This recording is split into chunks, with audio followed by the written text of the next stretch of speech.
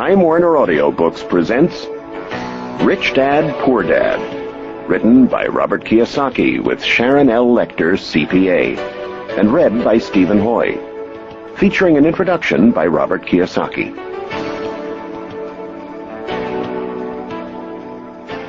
I had two fathers, a rich one and a poor one. One was highly educated and intelligent. He had a PhD and completed 4 years of undergraduate work in less than 2 years. The other father never finished the 8th grade. Both men were successful in their careers, working hard all their lives. Both earned substantial incomes, yet one struggled financially all his life. The other would become one of the richest men in Hawaii. One died leaving tens of millions of dollars to his family, charities, and his church. The other left bills to be paid. Both men were strong, charismatic, and influential. Both men offered me advice, but they did not advise the same things. Both men believed strongly in education, but did not recommend the same course of study. If I had had only one dad, I would have had to accept or reject his advice. Having two dads advising me offered me the choice of contrasting points of view, one of a rich man and one of a poor man. Instead of simply accepting or rejecting one or the other, I found myself thinking more, comparing, and then choosing for myself. The problem was, the rich man was not rich yet, and the poor man not yet poor. Both were just starting out in their careers, and both were struggling with money and families. But they had very different points of view about the subject of money. For example, one dad would say, "The love of money is the root of all evil." The other, "The lack of money is the root of all evil." As a young boy, having two strong fathers, both influencing me, was difficult. I wanted to be a good son and listen, but the two fathers did not say the same things. The contrast in their points of view, particularly where money was concerned, was so extreme that I grew curious and intrigued. I began to start thinking for long periods of time about what each was saying.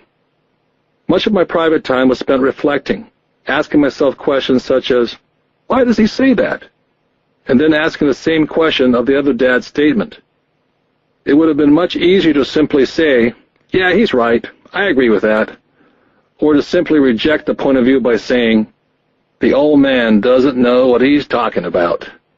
Instead, having two dads whom I love forced me to think and ultimately choose a way of thinking for myself.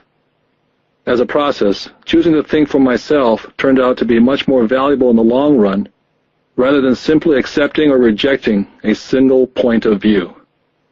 One of the reasons the rich get richer, the poor get poorer, and the middle class struggles in debt is because the subject of money is taught at home, not in school. Most of us learn about money from our parents. So what can a poor parent tell their child about money? They simply say, "Stay in school and study hard." The child may graduate with excellent grades, but with a poor person's financial programming and mindset. It was learned while the child was young. Money is not taught in schools. Schools focus on scholastic and professional skills, but not financial skills. This explains how smart bankers, doctors, and accountants who earned excellent grades in school may still struggle financially all their lives. Our staggering national debt is due in large part to highly educated politicians and government officials making financial decisions with little or no training on the subject of money. I often look ahead to the new millennium and wonder what will happen when we have millions of people who will need financial and medical assistance. They will be dependent upon their families or the government for financial support. What will happen when Medicare and Social Security run out of money? How will a nation survive if teaching children about money continues to be left to parents, most of whom will be, or already are, poor? Because I had two influential fathers, I learned from both of them. I had to think about each dad's advice, and in doing so, I gained valuable insight into the power and effect of one's thoughts on one's life. For example, one dad had a habit of saying, "I can't afford it." The other dad forbade those words to be used. He insisted I say, "How can I afford it?" One is a statement, and the other is a question. One lets you off the hook, and the other forces you to think. My soon-to-be-rich dad would explain that by automatically saying the words, "I can't afford it," your brain stops working. By asking the question, "How can I afford it?" your brain is put to work. He did not mean buy everything you wanted. He was fanatical about exercising your mind, the most powerful computer in the world. My brain gets stronger every day because I exercise it. The stronger it gets, the more money I can make. He believed that automatically saying, "I can't afford it," was a sign of mental laziness. Although both dads worked hard, I noticed that one dad had a habit of putting his brain to sleep when it came to money matters, and the other had a habit of exercising his brain. The long-term result was that one dad grew stronger financially and the other grew weaker. It is not much different from a person who goes to the gym to exercise on a regular basis versus someone who sits on the couch watching television. Proper physical exercise increases your chances for health, and proper mental exercise increases your chances for wealth. Laziness decreases both health and wealth. My two dads had opposing attitudes in thought. One dad thought that the rich should pay more in taxes and take care of those less fortunate. The other said, taxes punish those who produce and reward those who don't produce. One dad recommended, study hard so you can find a good company to work for. The other recommended, study hard so you can find a good company to buy. One dad said, the reason I'm not rich is because I have you kids. The other said, the reason I must be rich is because I have you kids. One dad encouraged talking about money and business at the dinner table. The other forbade the subject of money to be discussed over a meal. One said, when it comes to money, play it safe and don't take risks. The other said, learn to manage risk. One believed, our home is our largest investment and our greatest asset. The other believed, my house is a liability, and if your house is your largest investment, you're in trouble. Both dads paid their bills on time, yet one paid his bills first, while the other paid his bills last. Being a product of two strong dads allowed me the luxury of observing the effects different thoughts have on one's life. I noticed that people really do shape their life through their thoughts. For example, my poor dad always said, I'll never be rich, and that prophecy became reality. My rich dad, on the other hand, always referred to himself as rich. He would say things like, I'm a rich man, and rich people don't do this. Even when he was flat broke, after a major financial setback, he continued to refer to himself as a rich man. He would cover himself by saying, there's a difference between being poor and being broke. Broke is temporary, and poor is eternal. My poor dad would also say, I'm not interested in money, or money doesn't matter. My rich dad always said, money is power. The power of our thoughts may never be measured or appreciated, but it became obvious to me as a young boy to be aware of my thoughts and how I expressed myself. I noticed that my poor dad was poor not because of the amount of money he earned, which was significant, but because of his thoughts and his actions. As a young boy, having two fathers, I became acutely aware of being careful which thoughts I chose to adopt as my own. Whom should I listen to, my rich dad or my poor dad? Although both men had tremendous respect for education and learning, they disagreed on what they thought was important to learn. One wanted me to study hard, earn a degree, and get a good job to work for money.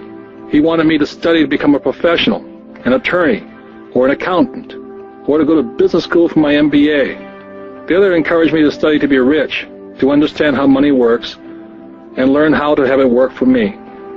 I don't work for money, were the words he would repeat over and over. Money works for me.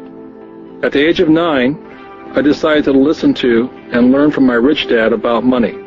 In doing so, I chose not to listen to my poor dad, even though he was the one with all the college degrees. Once I made up my mind whom to listen to, my education about money began. My rich dad taught me over a period of 30 years, until I was age 39. He stopped once he realized that I knew and fully understood what he had been trying to drum into my often thick skull. Money is one form of power, but what is more powerful is financial education. Money comes and goes. But if you have the education about how money works, you gain power over it and can begin building wealth. The reason positive thinking alone does not work is because most people went to school and never learned how money works, so they spend their lives working for money. Because I was only 9 years old when I started, the lessons my rich dad taught me were simple. And when it was all said and done, there are only 6 main lessons repeated over 30 years. This book is about those 6 lessons, put as simply as possible as my rich dad put forth those lessons to me. The lessons are not meant to be answers, but guideposts. Guideposts that will assist you and your children to grow wealthier, no matter what happens in a world of increasing change and uncertainty. Dad, can you tell me how to get rich? My dad put down the evening paper. Why do you want to get rich, son? Because today Jimmy's mom drove up in their new Cadillac and they were going to their beach house for the weekend. He took 3 of his friends, but Mike and I weren't invited. They told us we weren't invited because we were poor kids. They did? My dad asked incredulously. Yeah, they did, I replied in a hurt tone. My dad silently shook his head, pushed his glasses up the bridge of his nose, and went back to reading his paper. I stood waiting for an answer. The year was 1956.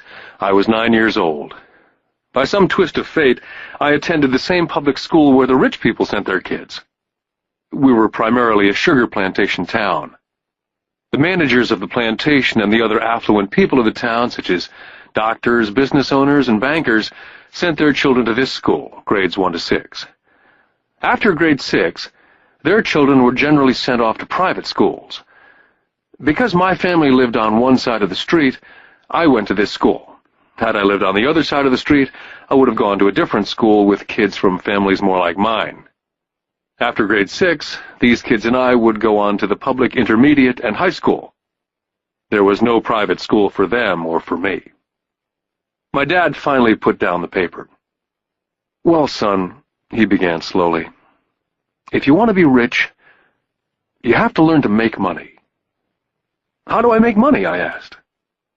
Well, use your head, son, he said, smiling. Which really meant, that's all I'm going to tell you, or, I don't know the answer, so don't embarrass me. The next morning I told my best friend Mike what my dad had said. As best I could tell, Mike and I were the only poor kids in this school. Mike was like me in that he was in this school by a twist of fate. Someone had drawn a jog in a line for the school district, and we wound up in school with the rich kids. So what do we do to make money? Mike asked. I don't know, I said. But do you want to be my partner? He agreed. And so on that Saturday morning, Mike became my first business partner. We spent all morning coming up with ideas on how to make money. Finally, that afternoon, a bolt of lightning came through our heads. It was an idea that Mike had gotten from a science book he'd read. Excitedly, we shook hands, and the partnership now had a business.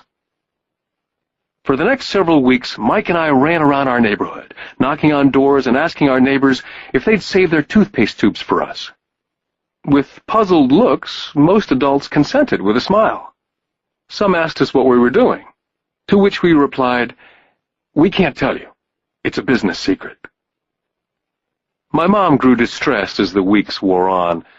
We had selected a site next to her washing machine as the place we would stockpile our raw materials.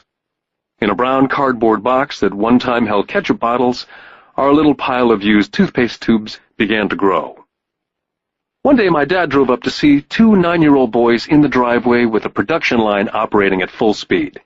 Fine white powder everywhere. On a long table were small milk cartons from school, and our family's hibachi grill was glowing with red-hot coals at maximum heat.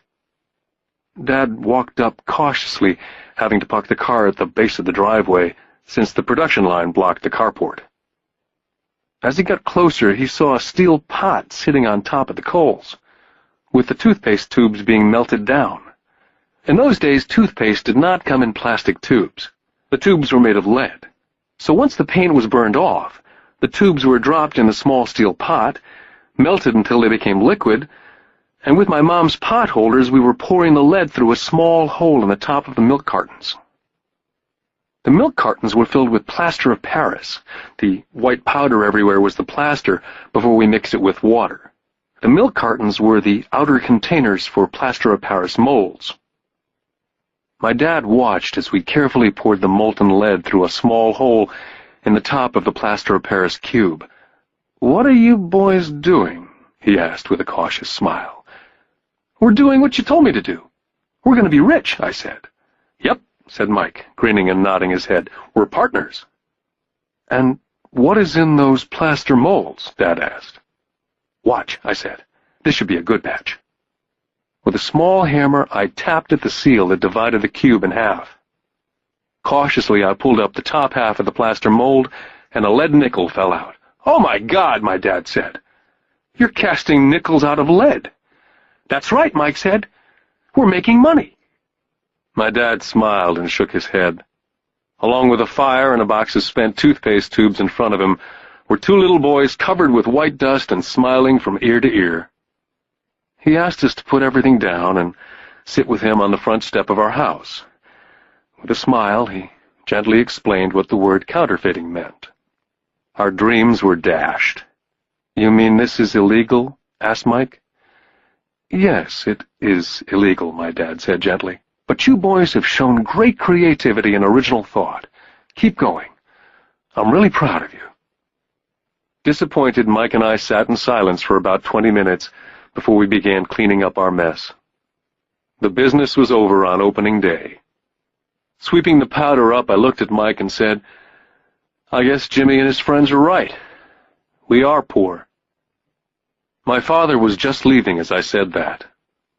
"Boys," he said, "you're only poor if you give up. The most important thing is that you did something. Most people only talk and dream of getting rich. You've done something. I'm very proud of the two of you. I will say it again. Keep going. Don't quit." Mike and I stood there in silence. They were nice words, but we still did not know what to do. "So how come you're not rich, Dad?" I asked. "Because I chose to be a school teacher. School teachers really don't think about being rich. We just like to teach. I wish I could help you, but I really don't know how to make money." Mike and I turned and continued our cleanup. "I know," said my dad. "If you boys want to learn how to be rich, don't ask me. Talk to your dad, Mike." "My dad?" asked Mike with a scrunched-up face. "Yeah, your dad," repeated my dad with a smile. "Your dad and I have the same banker, and he raves about your father. He's told me several times that your father is brilliant when it comes to making money. He seems to be building an empire, and I suspect in a few years he will be a very rich man." With that, Mike and I got excited again. With new vigor, we began cleaning up the mess caused by our now-defunct first business. As we were cleaning, we made plans on how and when to talk to Mike's dad. The problem was that Mike's dad worked long hours and often did not come home until late. His father owned warehouses, a construction company, a chain of stores, and 3 restaurants. It was the restaurants that kept him out late. Mike caught the bus home after we had finished cleaning up. He was going to talk to his dad when he got home that night and ask him if he would teach us how to become rich. Mike promised to call as soon as he talked to his dad, even if it was late. The phone rang at 8:30 p.m. Mike's dad had agreed to meet with Mike and me. At 7:30 Saturday morning, I caught the bus to the poor side of town. Michael and I met with his dad that morning at 8 o'clock. He was already busy and had been at work for more than an hour. His construction supervisor was just leaving in his pickup truck as I walked up to his simple, small, and tidy home. Mike met me at the door. "Dad's on the phone, and he said to wait on the back porch," Mike said as he opened the door. The old wooden floor creaked as I stepped across the threshold of this aging house. There was a cheap mat just inside the door. That mat was there to hide the years of wear from countless footsteps that the floor had supported. Although clean, it needed to be replaced. I felt claustrophobic as I entered the narrow living room, which was filled with old, musty, overstuffed furniture that today would be collector's items. Sitting on the couch were 2 women, a little older than my mom. Across from the women sat a man in workman's clothes. They smiled as Mike and I walked past them, heading for the kitchen, which led to the porch that overlooked the backyard. I smiled back shyly. Who are those people? I asked. Oh, they work for my dad. The older man runs his warehouses, and the women are the managers of the restaurants. And you saw the construction supervisor who's working on a road project about 50 miles from here. His other supervisor, who's building a tract of houses, had already left before you got here. Does this go on all the time? I asked. Not always, but quite often, said Mike, smiling as he pulled up a chair to sit down next to me. I asked him if he'd teach us to make money, Mike said. Oh? And what did he say to that? I asked with cautious curiosity. Well, he had a funny look on his face at first, and then he said he would make us an offer. Oh, I said, rocking my chair back against the wall. I sat there perched on two rear legs of the chair. Mike did the same thing. Suddenly, Mike's dad burst through the rickety screen door and onto the porch. Mike and I jumped to our feet, not out of respect, but because we were startled. Ready, boys? Mike's dad asked, as he pulled up a chair to sit down with us. We nodded our heads as we pulled our chairs away from the wall to sit in front of him. He was a big man, about 6 feet tall and 200 pounds. Mike says that you want to learn how to make money. Is that correct, Robert? I nodded my head quickly, but with a little intimidation. He had a lot of power behind his words and smile. Okay, here's my offer. I'll teach you, but I won't do it classroom style. You work for me, and I'll teach you. You don't work for me, I don't teach you. I can teach you faster if you work, and I'm wasting my time if you just want to sit and listen like you do in school. That's my offer. Take it or leave it. May I ask a question first? I asked. Nope, take it or leave it. I've got too much work to do to waste my time. If you can't make up your mind decisively, then you'll never learn to make money anyway. Take it, I said. Take it, said Mike. Good, said Mike's dad. Mrs. Martin will be by in 10 minutes. After I'm through with her, you ride with her to my superette, and you can begin working. I'll pay you 10 cents an hour, and you will work for 3 hours every Saturday. But I have a softball game today, I said. Mike's dad lowered his voice to a stern tone. Take it or leave it, he said. I'll take it, I replied, choosing to work and learn instead of playing softball. By 9 a.m. on a beautiful Saturday morning, Mike and I were working for Mrs. Martin. She was a kind and patient woman. She always said that Mike and I reminded her of her 2 sons who were grown and gone. Although kind, she believed in hard work, and she kept us working. She was a taskmaster. We spent 3 hours taking canned goods off the shelves, and with a feather duster, brushing each can to get the dust off, and then restacking them neatly. It was excruciatingly boring work. For 3 weeks, Mike and I reported to Mrs. Martin and worked our 3 hours. By noon, our work was over, and she dropped 3 little dimes in each of our hands. Now, even at the age of 9 in the mid-50s, 30 cents was not too exciting. Comic books cost 10 cents back then, so I usually spent my money on comic books and went home. By Wednesday of the 4th week, I was ready to quit. I had agreed to work only because I wanted to learn to make money from Mike's dad. And now I was a slave for 10 cents an hour. On top of that, I had not seen Mike's dad since that first Saturday. I'm quitting, I told Mike at lunchtime. The school lunch was miserable. School was boring, and now I didn't even have my Saturdays to look forward to. But it was the 30 cents that really got to me. Mike smiled. Dad said this would happen. He said to meet with him when you were ready to quit. What? I said indignantly. He's been waiting for me to get fed up? Sort of, Mike said. Dad's kind of different. He teaches differently from your dad. Your mom and dad lecture a lot. My dad is quiet and a man of few words. You just wait till this Saturday. I'll tell him you're ready. You mean I've been set up? No, not really, but maybe. Dad will explain on Saturday. I was ready to face him, and I was prepared. Even my real dad was angry with him. My real dad, the one I call the poor one, thought that my rich dad was violating child labor laws and should be investigated. My educated dad told me to demand what I deserve, at least 25 cents an hour. My poor dad told me that if I didn't get a raise, I was to quit immediately. At 8 o'clock Saturday morning, I was going through the same rickety door of Mike's house. Take a seat and wait in line, Mike's dad said as I entered. He turned and disappeared into his little office next to a bedroom. I looked around the room and didn't see Mike anywhere. Feeling awkward, I cautiously sat down next to the same two women who were there 4 weeks earlier. They smiled and slid across the couch to make room for me. 45 minutes went by, and I was steaming. The two women had met with him and left 30 minutes earlier. An older gentleman was in there for 20 minutes and was also gone. The house was empty, and I sat out in his musty, dark living room on a beautiful, sunny Hawaiian day, waiting to talk to a cheapskate who exploited children. I could hear him rustling around in the office, talking on the phone and ignoring me. I was now ready to walk out, but for some reason I stayed. Finally, 15 minutes later, at exactly 9 o'clock, Rich Dad walked out of his office, said nothing, and signaled with his hand for me to enter his dingy office. "I understand you want a raise or you're going to quit," Rich Dad said as he swiveled in his office chair. "Well, you're not keeping your end of the bargain," I blurted out, nearly in tears. It was really frightening for a 9-year-old boy to confront a grown-up. "You said that you'd teach me if I worked for you." "Well, I've worked for you. I've worked hard. I've given up my baseball games to work for you, and you don't keep your word. You haven't taught me anything. You're a crook like everyone in town thinks you are. You're greedy. You want all the money and don't take care of your employees. You make me wait and don't show me any respect. I'm only a little boy, and I deserve to be treated better." Rich Dad rocked back in his swivel chair, hands up to his chin, somewhat staring at me. "Not bad," he said. "In less than a month you sound like most of my employees." "What?" I asked. Not understanding what he was saying, I continued with my grievance. "I thought you were going to keep up your end of the bargain and teach me.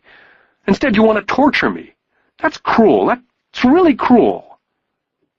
"I am teaching you," Rich Dad said quietly. "What have you taught me?" "Nothing," I said angrily. "You haven't even talked to me once since I agreed to work for peanuts. 10 cents an hour, huh? I should notify the government about you. We have child labor laws, you know. My dad works for the government, you know." "Wow," said Rich Dad. "Now you sound like most of the people who used to work for me. People I've either fired or they've quit." "So what do you have to say?" I demanded, feeling pretty brave for a little kid. "How do you know that I've not taught you anything?" asked Rich Dad calmly. "Well, you've never talked to me. I've worked for 3 weeks, and you've not taught me anything," I said with a pout. "Does teaching mean talking or a lecture?" Rich Dad asked.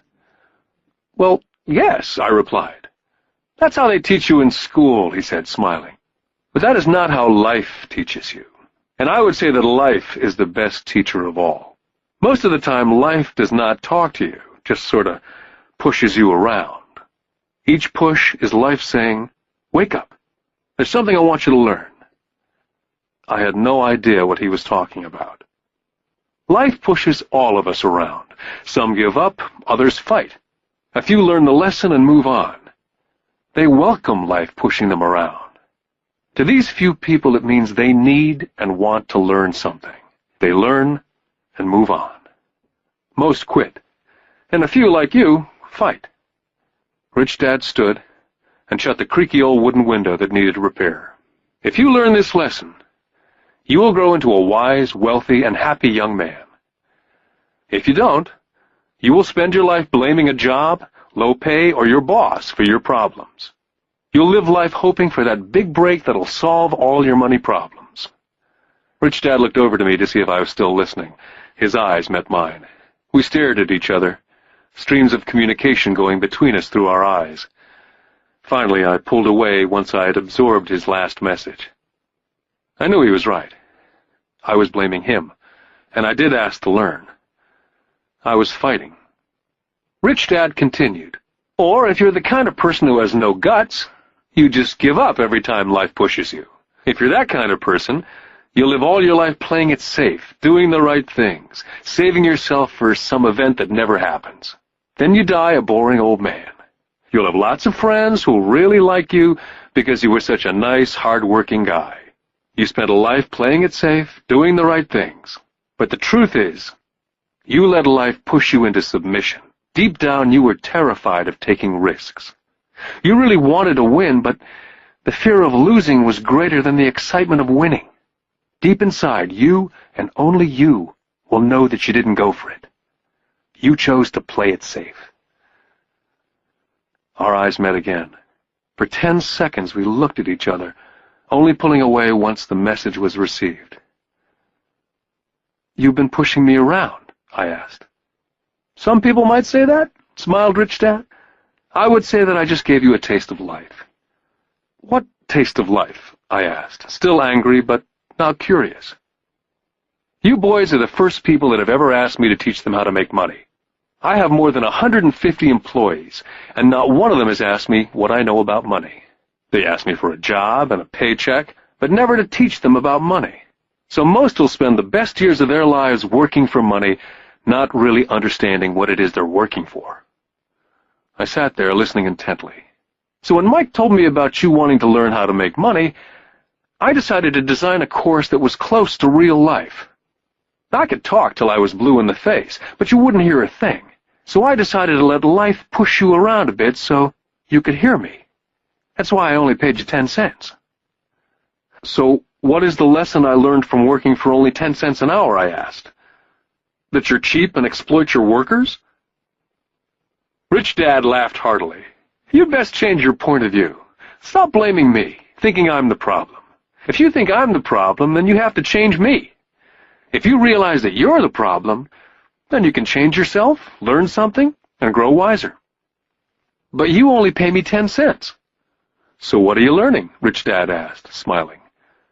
"That you're cheap," I said with a sly grin. "See, you think I'm the problem," said Rich Dad. "But you are." "Well, keep that attitude and you learn nothing. Keep the attitude that I'm the problem, and what choices do you have?" "Well, if you don't pay me more or show me more respect and teach me, I'll quit." "Well put," Rich Dad said. And that's exactly what most people do. They quit and go looking for another job, better opportunity, and higher pay, actually thinking that a new job or more pay will solve the problem. In most cases, it won't. "So what will solve the problem?" I asked. "Just take this measly 10 cents an hour and smile?" Rich Dad smiled. "That's what the other people do. Just accept a paycheck, knowing that they and their family will struggle financially.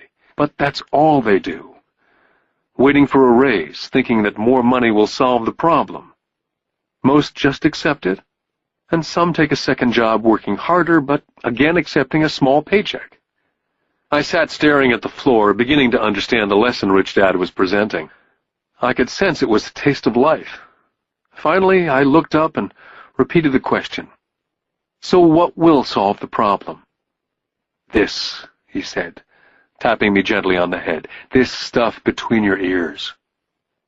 It was at that moment that Rich Dad shared the pivotal point of view that separated him from his employees and my poor dad, and led him to eventually become one of the richest men in Hawaii, while my highly educated but poor dad struggled financially all his life. It was a singular point of view that made all the difference over a lifetime. Rich Dad said over and over this point of view, which I call lesson number 1. The rich don't work for money. On that bright Saturday morning, I was learning a completely different point of view from what I'd been taught by my poor dad. At the age of 9, I grew aware that both dads wanted me to learn. Both dads encouraged me to study, but not the same things. My highly educated dad recommended that I do what he did. "Son, I want you to study hard, get good grades, so you can find a safe, secure job with a big company, and make sure it has excellent benefits." My rich dad wanted me to learn how money works, so I could make it work for me. These lessons I would learn through life with his guidance, not because of a classroom. My rich dad continued my first lesson. "I'm glad you got angry about working for 10 cents an hour. If you'd not gotten angry, and had gladly accepted it, I would have to tell you that I could not teach you. You see, true learning takes energy, passion, a burning desire. Anger is a big part of that formula, for passion is anger and love combined. When it comes to money, most people want to play it safe and feel secure, so passion does not direct them, fear does." "So is that why they'll take a job with low pay?" I asked. "Yes," said Rich Dad.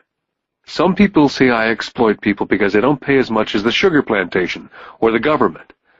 I say people exploit themselves. It's their fear, not mine. But don't you feel you should pay them more? I asked. I don't have to. And besides, more money will not solve the problem. Just look at your dad. He makes a lot of money and he still can't pay his bills. Most people, given more money, only get into more debt. So that's why the 10 cents an hour, I said, smiling. It's a part of the lesson. That's right, smiled Rich Dad. You see, your dad went to school and got an excellent education so he could get a high-paying job, which he did.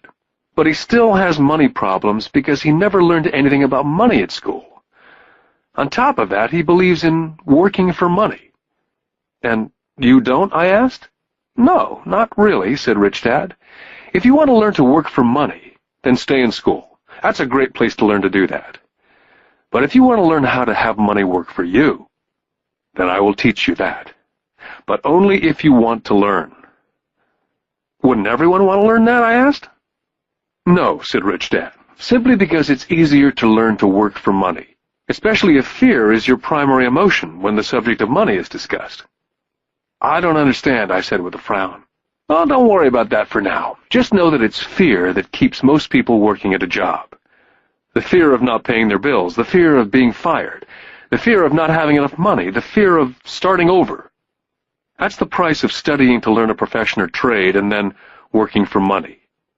Most people become a slave to money and then get angry at their boss. Learning to have money work for you is a completely different course of study, I asked. Absolutely, Rich Dad answered. Absolutely. We sat in silence. My friends would have been just starting their Little League baseball game. But for some reason I was now thankful I'd decided to work for 10 cents an hour. I sensed that I was about to learn something my friends would not learn in school. Ready to learn? Asked Rich Dad. Absolutely, I said with a grin. I've kept my promise. I've been teaching you from afar, my Rich Dad said. At 9 years old, you've gotten a taste of what it feels like to work for money. Just multiply your last month by 50 years, and you'll have an idea of what most people spend their life doing. I don't understand, I said. How did you feel waiting in line to see me? Once to get hired and once to ask for more money. Terrible, I said. If you choose to work for money, that is what life is like for many people, said Rich Dad. And how did you feel when Mrs. Martin dropped 3 dimes in your hand for 3 hours' work? I felt like it wasn't enough. It seemed like nothing. I was disappointed, I said. And that is how most employees feel when they look at their paychecks, especially after all the tax and other deductions are taken out. At least you got 100%. You mean most workers don't get paid everything? I asked with amazement. Heavens, no, said Rich Dad. The government always takes its share first. How do they do that? I asked. Taxes, said Rich Dad. You're taxed when you earn, you're taxed when you spend, you're taxed when you save, you're taxed when you die. Why do people let the government do that to them? The rich don't, said Rich Dad with a smile. The poor and the middle class do. I'll bet you that I earn more than your dad, yet he pays more in taxes. How can that be? I asked. As a 9-year-old boy, that made no sense to me. Why would someone let the government do that to them? Rich Dad sat there in silence. I guess he wanted me to listen instead of jabber away at the mouth. Finally, I calmed down. I did not like what I had heard. I knew my dad complained constantly about paying so much in taxes, but really did nothing about it. Was that life pushing him around? Rich Dad rocked slowly and silently in his chair, just looking at me. Ready to learn? He asked. I nodded my head slowly. Learning how to have money work for you is a lifetime study. Most people go to college for 4 years, and their education ends. I already know that my study of money will continue over a lifetime, simply because the more I find out, the more I find out I need to know. Most people never study the subject. They go to work, get their paycheck, balance their checkbooks, and that's it. On top of that, they wonder why they have money problems. Then they think that more money will solve the problem. Few realize that it's their lack of financial education that is the problem. So, my dad has tax problems because he doesn't understand money? I asked, confused. Look, said Rich Dad, Taxes are just one small section on learning how to have money work for you. Today, I just wanted to find out if you still have the passion to learn about money. Most people don't. They want to go to school, learn a profession, have fun at their work, and earn lots of money. One day they wake up with big money problems, and then they can't stop working. That's the price of only knowing how to work for money, instead of studying how to have money work for you. So, do you still have the passion to learn? Asked Rich Dad. I nodded my head. Good, said Rich Dad. Now get back to work. This time I will pay you nothing. What? I asked in amazement. You heard me. Nothing. You'll work the same 3 hours every Saturday, but this time you will not be paid 10 cents an hour. You said you wanted to learn to not work for money, so I'm not going to pay you anything. I couldn't believe what I was hearing. I've already had this conversation with Mike. He's already working, dusting, and stacking canned goods for free. You better hurry up and get back there. I stood there, still not believing what a raw deal I'd been handed. Here I came to ask for a raise, and now I was being told to keep working for nothing. Rich Dad tapped me on the head and said, "Use this. Now get out of here." I didn't tell my poor dad I wasn't being paid. He would not have understood, and I did not want to try to explain something that I did not yet understand myself. For 3 more weeks, Mike and I worked for 3 hours every Saturday for nothing. The work didn't bother me, and the routine got easier. It was the missed baseball games and not being able to afford to buy a few comic books that got to me. Rich Dad stopped by at noon on the 3rd week. We heard his truck pull up in the parking lot and sputter when the engine was turned off. He entered the store and greeted Mrs. Martin with a hug. After finding out how things were going in the store, he reached into the ice cream freezer, pulled out 2 bars, paid for them, and signaled to Mike and me, "Let's go for a walk, boys." We crossed the street, dodging a few cars, and walked across a large grassy field where a few adults were playing softball. Sitting down at a remote picnic table, he handed Mike and me the ice cream bars. "How's it going, boys?" "Okay," Mike said. I nodded in agreement. "Learn anything yet?" Rich Dad asked. Mike and I looked at each other, shrugged our shoulders, and shook our heads in unison. "Well, you boys had better start thinking. You're staring at one of life's biggest lessons. If you learn the lesson, you'll enjoy a life of great freedom and security. If you don't learn the lesson, you'll wind up like Mrs. Martin and most of the people playing softball in this park. They work very hard for a little money, clinging to the illusion of job security, looking forward to a 3-week vacation each year and a skimpy pension after 45 years of work. Now, if that excites you, I'll give you a raise to 25 cents an hour." "But these are good, hard-working people. Are you making fun of them?" I demanded. A smile came over Rich Dad's face. "Mrs. Martin's like a mother to me, and I would never be that cruel. I may sound cruel because I'm doing my best to point something out to the 2 of you. I want to expand your point of view so you can see something most people never have the benefit of seeing because their vision is too narrow.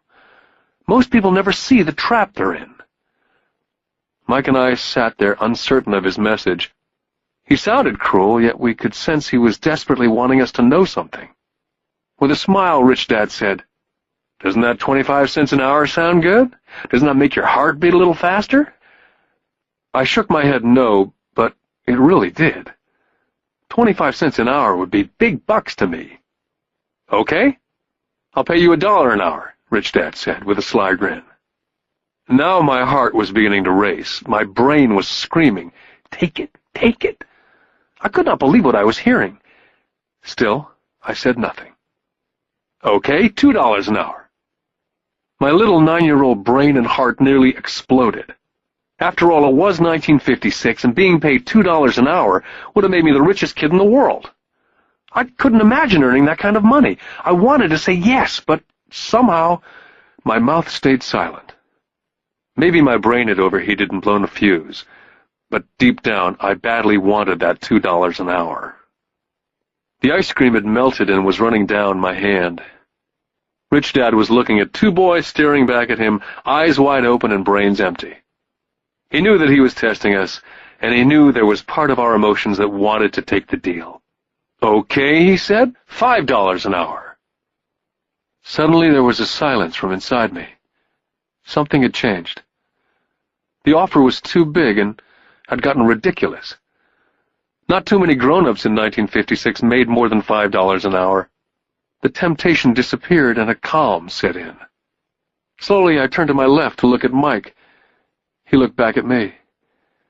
The part of my soul that was weak and needy was silenced. The part of me that had no price took over.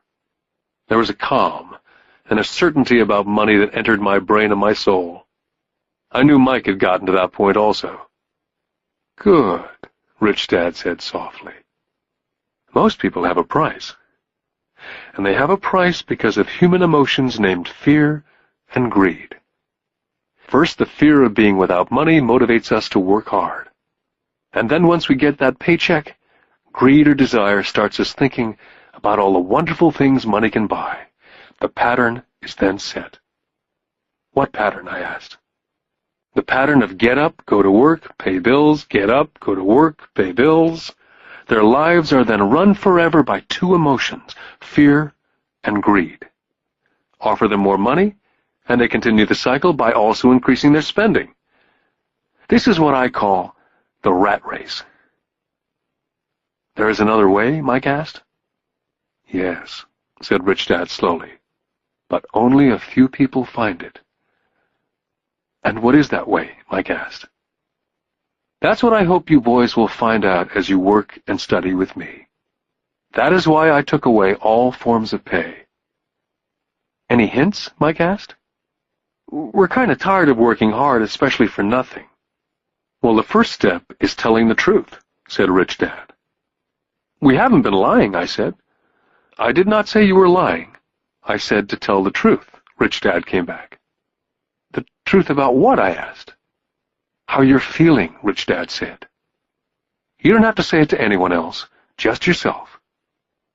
"You mean the people in this park, the people who work for you, Mrs. Martin, they don't do that?" I asked. "I doubt it," Rich Dad said. "Instead, they feel the fear of not having money. Instead of confronting the fear, they react instead of think. They react emotionally instead of using their heads," Rich Dad said, tapping us on our heads. "Then they get a few bucks in their hands, and again the emotion of joy and desire and greed take over. And again they react instead of think." "So their emotions do their thinking," Mike said. "That's correct," said Rich Dad. "Money is running their lives, and they refuse to tell the truth about that. Money is in control of their emotions, and hence their souls." Rich Dad sat quietly, letting his words sink in. Realizing we had absorbed as much as possible of what he was talking about, Rich Dad said, "I want you boys to avoid that trap. That is really what I want to teach you. Not just to be rich, because being rich does not solve the problem." "It doesn't?" I asked, surprised. "No, it doesn't. Let me finish with the other emotion, which is desire. Some call it greed, but I prefer desire. It's perfectly normal to desire something better, prettier, more fun or exciting. So people also work for money because of desire. They desire money for the joy they think it can buy. But the joy that money brings is often short-lived, and they soon need more money for more joy, more pleasure, more comfort, more security. So they keep working, thinking money will soothe their souls that are troubled by fear and desire, but money cannot do that. Even for rich people?" Mike asked. "Rich people included," said Rich Dad. "In fact, the reason many rich people are rich is not because of desire, but because of fear. They actually think that money can eliminate that fear of not having money, of being poor. So they amass tons of it only to find out that the fear gets worse. They now fear losing it. I have friends who keep on working even though they have plenty. I know people who have millions who are more afraid now than when they were poor. They're terrified of losing all their money. I want to teach you to master the power of money, not be afraid of it. And they don't teach that in school. If you don't learn it, you can become a slave to money." It was finally making sense. He did want us to widen our views, to see what Mrs. Martin could not see, his employees could not see, or my dad for that matter. He used examples that sounded cruel at the time, but I've never forgotten them. My vision widened that day. and I could begin to see the trap that lay ahead for most people. You see, we're all employees, ultimately. We just work at different levels, said Rich Dad. I just want you boys to have a chance to avoid the trap. The trap caused by those two emotions, fear and desire. Use them in your favor, not against you. That's what I want to teach you. I'm not interested in just teaching you to make a pile of money. That won't handle the fear or desire. If you don't first handle fear and desire and you get rich, you'll only be a high-paid slave. So how do we avoid the trap? I asked. The main cause of poverty or financial struggle is fear and ignorance, not the economy or the government or the rich. It's self-inflicted fear and ignorance that keeps people trapped. So you boys go to school and get your college degrees. I'll teach you how to stay out of the trap. The pieces of the puzzle were appearing. My highly educated dad had a great education and a great career, but school never told him how to handle money or his fears. It became clear that I could learn different and important things from two fathers. So you've been talking about the fear of not having money. How does the desire of money affect our thinking? Mike asked. How did you feel when I tempted you with a pay raise? Did you notice your desires rising? We nodded our heads. By not giving into your emotions, you were able to delay your reactions and think. That's most important. We will always have emotions of fear and greed. From here on in, it's most important for you to use those emotions to your advantage and for the long term, and not simply let your emotions run you by controlling your thinking. Most people use fear and greed against themselves. That's the start of ignorance. Most people live their lives chasing paychecks, pay raises, and job security because of the emotions of desire and fear, not really questioning where those emotion-driven thoughts are leading them. It's just like the picture of a donkey dragging a cart with its owner dangling a carrot just in front of the donkey's nose. The donkey's owner may be going where he wants to go, but the donkey is chasing an illusion. Tomorrow there will only be another carrot for the donkey. You mean the moment I began to picture a new baseball glove, candy, or toys that's like a carrot to a donkey, Mike asked? Yeah. And as you get older, your toys get more expensive. New car, boat, and a big house to impress your friends, said Rich Dad with a smile. Fear pushes you out the door, and desire calls to you, enticing you toward the rocks. That's the trap. So, what's the answer? Mike asked. What intensifies fear and desire is ignorance. That's why rich people with lots of money often have more fear the richer they get. Money is the carrot, the illusion. Rich Dad went on to explain that a human's life is a struggle between ignorance and illumination. He explained that once a person stops searching for information and knowledge of oneself, ignorance sets in. That struggle is a moment-to-moment decision to learn to open or close one's mind. Look, school is very, very important. You go to school to learn a skill or a profession so as to be a contributing member of society. Every culture needs teachers, doctors, mechanics, artists, cooks, business people, police officers, firefighters, soldiers. Schools train them so our culture can thrive and flourish, said Rich Dad. Unfortunately for many people, school is the end, not the beginning. What does ignorance have to do with greed and fear, I asked. Because it's ignorance about money that causes so much greed and so much fear, said Rich Dad. Let me give you some examples. A doctor wanting more money to better provide for his family raises his fees. By raising his fees, it makes healthcare more expensive for everyone.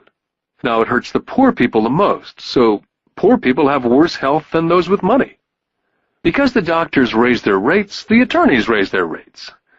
Because the attorneys' rates have gone up, school teachers want a raise, which raises our taxes, and on and on and on. Soon there will be such a horrifying gap between the rich and the poor that chaos will break out, and another great civilization will collapse. Great civilizations collapsed when the gap between the haves and the have-nots was too great. America's on the same course, proving once again that history repeats itself, because we do not learn from history. We only memorize historical dates and names, not the lesson. Aren't prices supposed to go up? I asked. Not in an educated society with a well-run government. Prices should actually come down. Of course, that's often only true in theory. Prices go up because of greed and fear caused by ignorance. If schools taught people about money, there would be more money and lower prices. But schools only focus on teaching people to work for money, not how to harness money's power. But don't we have business schools, Mike asked? Aren't you encouraging me to go to business school for my master's degree? Yes, said Rich Dad. But all too often business schools train employees who are sophisticated bean counters. Heaven forbid a bean counter takes over a business. All they do is look at the numbers, fire people, and kill the business. I know, because I hire bean counters. All they think about is cutting costs and raising prices, which causes more problems. Bean counting is important. I wish more people knew it, but it, too, is not the whole picture, added Rich Dad angrily. So is there an answer? Asked Mike. Yes, said Rich Dad. Learn to use your emotions to think, not think with your emotions. When you boys mastered your emotions, first by agreeing to work for free, I knew there was hope. When you again resisted your emotions when I tempted you with more money, you were again learning to think in spite of being emotionally charged. That's the first step. Can you tell the difference between emotions thinking and the head thinking? Mike asked. Oh, yes, I hear it all the time, said Rich Dad. I hear things like, well, everyone has to work, or the rich are crooks, or I'll get another job. I deserve this raise. You can't push me around, or I like this job because it's secure. Instead of, is there something I'm missing here? Which breaks the emotional thought and gives you time to think clearly. I must admit it was a great lesson to be getting, to know when someone was speaking out of emotions or out of clear thought. It was a lesson that served me well for life, especially when I was the one speaking out of reaction and not from clear thought. As we headed back to the store, Rich Dad explained that the rich really did make money. They did not work for it. He went on to explain that when Mike and I were casting 5-cent pieces out of lead, thinking we were making money, we were very close to thinking the way rich people think. The problem was that it was illegal for us to do it. Rich Dad went on to explain that the rich know that money is an illusion, truly like the carrot for the donkey. It's only out of fear and greed that the illusion of money is held together by billions of people thinking that money is real. Money is really made up. It was only because of the illusion of confidence and the ignorance of the masses that the house of cards stood standing. In fact, he said, in many ways the donkey's carrot was more valuable than money. As he climbed into his pickup truck outside of his little convenience store, he said, "Keep working, boys. But the sooner you forget about needing a paycheck, the easier your adult life will be. Keep using your brain. Work for free. And soon your mind will show you ways of making money far beyond what I could ever pay you. You'll begin to see opportunities right in front of you that in the past would have gone unnoticed." Mike and I picked up our things from the store and waved goodbye to Mrs. Martin. We went back to the park, to the same picnic bench, and spent several more hours thinking and talking. We spent the next week at school thinking and talking. For 2 more weeks, we kept thinking and talking and working for free. At the end of the second Saturday, I was again saying goodbye to Mrs. Martin and looking at the comic book stand with a longing gaze. The hard thing about not even getting 30 cents every Saturday was that I didn't have any money to buy comic books. Suddenly, as Mrs. Martin was saying goodbye to Mike and me, I saw something she was doing that I'd never seen her do before. I mean, I'd seen her do it, but I never took notice of it. Mrs. Martin was cutting the front page of the comic book in half. She was keeping the top half of the comic book cover and throwing the rest of the comic book into a large brown cardboard box. When I asked her what she did with the comic books, she said, "I throw them away. I give the top half of the cover back to the comic book distributor for credit when he brings in the new comics. He's coming in an hour." Mike and I waited for an hour. Soon the distributor arrived, and I asked him if we could have the comic books, to which he replied, "You can have them if you work for this store and do not resell them." Our partnership was revived. Mike's mom had a spare room in the basement that no one used. We cleaned it out and began piling hundreds of comic books in that room. Soon our comic book library was open to the public. We hired Mike's younger sister, who loved to study, to be head librarian. She charged each child 10 cents admission to the library, which was open from 2:30 to 4:30 p.m. every day after school. The customers, the children of the neighborhood, could read as many comics as they could in 2 hours. It was a bargain for them, since a comic cost 10 cents each, and they could read 5 or 6 in 2 hours. Mike's sister would check the kids as they left to make sure they weren't borrowing any comic books. She also kept the books, logging in how many kids showed up each day, who they were, and any comments they might have. Mike and I averaged $9.50 per week over a 3-month period. We paid his sister $1 a week and allowed her to read the comics for free, which she rarely did since she was always studying. Mike and I kept our agreement by working in the store every Saturday and collecting all the comic books from the different stores. We kept our agreement to the distributor by not selling any comic books. We burned them once they got too tattered. We tried opening a branch office, but we could never quite find someone as dedicated as Mike's sister we could trust. At an early age, we found out how hard it was to find good staff. 3 months after the library first opened, a fight broke out in the room. Some bullies from another neighborhood pushed their way in and started it. Mike's dad suggested we shut down the business. So our comic book business was shut down, and we stopped working on Saturdays at the convenience store. Anyway, Rich Dad was excited because he had new things he wanted to teach us. He was happy because we'd learned our first lesson so well. We'd learned to have money work for us. By not getting paid for our work at the store, we were forced to use our imaginations to identify an opportunity to make money. By starting our own business, the comic book library, we were in control of our own finances, not dependent on an employer. The best part was that our business generated money for us, even when we weren't physically there.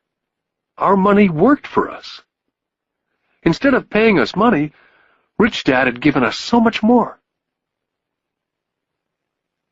Lesson 2. Why Teach Financial Literacy? In 1990, my best friend Mike took over his father's empire and is in fact doing a better job than his dad did. We see each other once or twice a year on the golf course. He and his wife are wealthier than you could imagine. Rich Dad's empire is in great hands, and Mike is now grooming his son to take his place, as his dad groomed us. In 1994, I retired at the age of 47, and my wife Kim was 37. Retirement does not mean not working. To my wife and me, it means that, barring unforeseen cataclysmic changes, we can work or not work, and our wealth grows automatically, staying way ahead of inflation. I guess it means freedom. The assets are large enough to grow by themselves. It's like planting a tree. You water it for years, and then one day it doesn't need you anymore. Its roots have gone down deep enough. Then the tree provides shade for your enjoyment. Mike chose to run the empire, and I chose to retire. Whenever I speak to groups of people, they often ask what I would recommend, or what could they do? How do they get started? Is there a good book I'd recommend? What is the secret to success? I simply say to them what my rich dad said back to me when I was a little kid. If you want to be rich, you need to be financially literate. That idea was drummed into my head every time we were together. As I said, my educated dad stressed the importance of reading books, while my rich dad stressed the need to master financial literacy. If you're going to build the Empire State Building, the first thing you need to do is dig a deep hole and pour a strong foundation. If you're going to build a home in the suburbs, all you need to do is pour a 6-inch slab of concrete. Most people, in their drive to get rich, are trying to build an Empire State Building on a 6-inch slab. Our school system, having been created in the agrarian age, believes in homes with no foundation dirt floors are still the rage. So kids graduate from school with virtually no financial foundation. One day, sleepless and deep in debt in suburbia, living the American dream, they decide that the answer to their financial problems is to find a way to get rich quick. Construction on the skyscraper begins. It goes up quickly, and soon, instead of the Empire State Building, we have the Leaning Tower of suburbia. The sleepless nights return. As for Mike and me in our adult years, both of our choices were possible, because we were taught to pour a strong financial foundation when we were just kids. Now, accounting is possibly the most boring subject in the world. It also could be the most confusing. But if you want to be rich, long-term, it could be the most important subject. The question is, how do you take a boring and confusing subject and teach it to kids? The answer is, make it simple. My rich dad poured a strong financial foundation for Mike and me. Since we were just kids, he created a simple way to teach us. For years, he only drew pictures and used words. Mike and I understood the simple drawings, the jargon, the movement of money. And then in later years, Rich Dad began adding numbers. Most importantly, you must know the difference between an asset and a liability. And buy assets. If you want to be rich, this is all you need to know. It is rule number 1. It is the only rule. This may sound absurdly simple, but most people have no idea how profound this rule is. Most people struggle financially because they do not know the difference between an asset and a liability. Rich people acquire assets. The poor and middle class acquire liabilities, but they think they are assets. When Rich Dad explained this to Mike and me, we thought he was kidding. Here we were nearly teenagers and waiting for the secret to get rich, and this was his answer. It was so simple that we had to stop for a long time to think about it. If it's that simple, how come everyone's not rich? I asked. Rich Dad smiled, because people do not know the difference between an asset and a liability. I remember asking, how could adults be so silly? If it's that simple, if it's that important, why would everyone not want to find out? It took our Rich Dad only a few minutes to explain what assets and liabilities were. To teach preteen boys, Rich Dad kept everything simple, using as many pictures as possible, as few words as possible, and no numbers for years. My Rich Dad simply drew a vertical box with a line through the middle. The top half was for income, and the bottom half was for expenses. Then beneath that box, he drew another box horizontally, which he divided into a left half for assets and a right half for liabilities. The income statement, often called a profit and loss statement, measures income and expenses, money in or money out. The second set of boxes is the balance sheet. It's called that because it's supposed to balance assets against liabilities. That relationship is vital to understand. The primary cause of financial struggle is simply not knowing the difference between an asset and a liability. The cause of the confusion is found in the definition of the two words. If you want a lesson in confusion, simply look up the words asset and liability in the dictionary. So my Rich Dad simply told two young boys the following. An asset is something that puts money in my pocket. A liability is something that takes money out of my pocket. This is really all you need to know.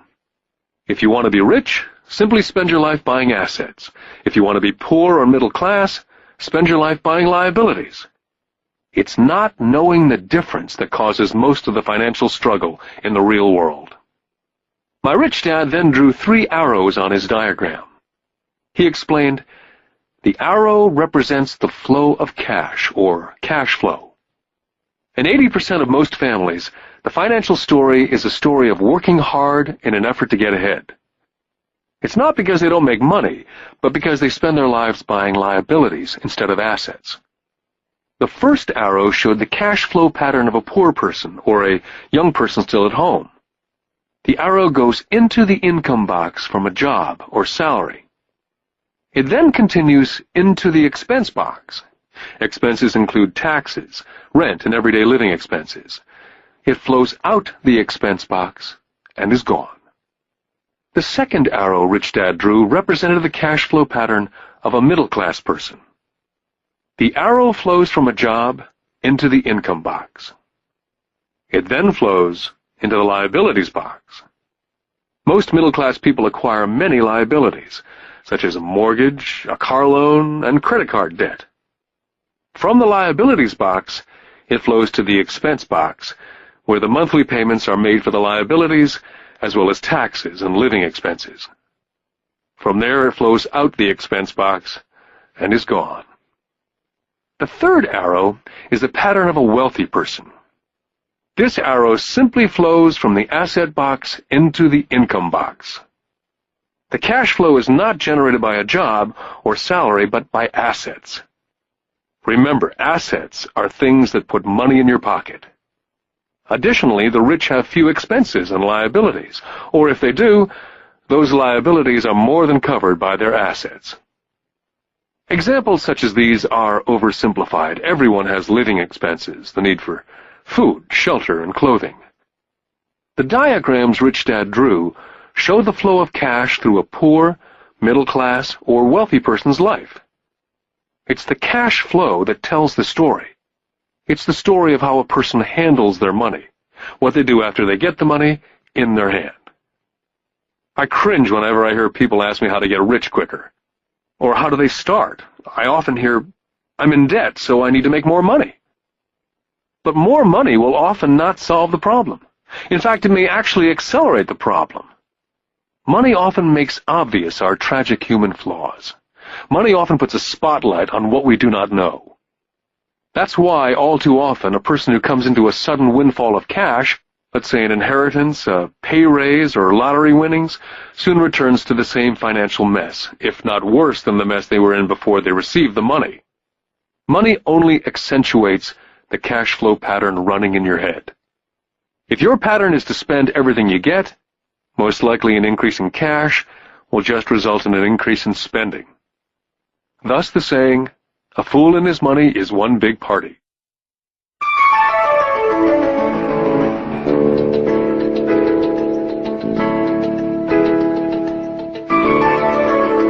Because students leave school without financial skills, millions of educated people pursue their profession successfully, but later find themselves struggling financially. They work harder but don't get ahead. What's missing from their education is not how to make money, but how to spend money. What to do after you make it. It's called financial aptitude. What to do with the money once you make it, how to keep people from taking it from you, how long you keep it, and how hard that money works for you. Most people cannot tell why they struggle financially because they don't understand cash flow. A person can be highly educated, professionally successful, and financially illiterate. These people often work harder than they need to because they learned how to work hard, but not how to have their money work for them. The moving picture show of hard-working people has a set pattern. Recently married, the happy, highly educated young couple move in together in one of their cramped rented apartments. Immediately they realize that they're saving money, because two can live as cheaply as one. The problem is, the apartment is cramped. They decide to save money to buy their dream home so they can have kids. They now have two incomes, and they begin to focus on their careers.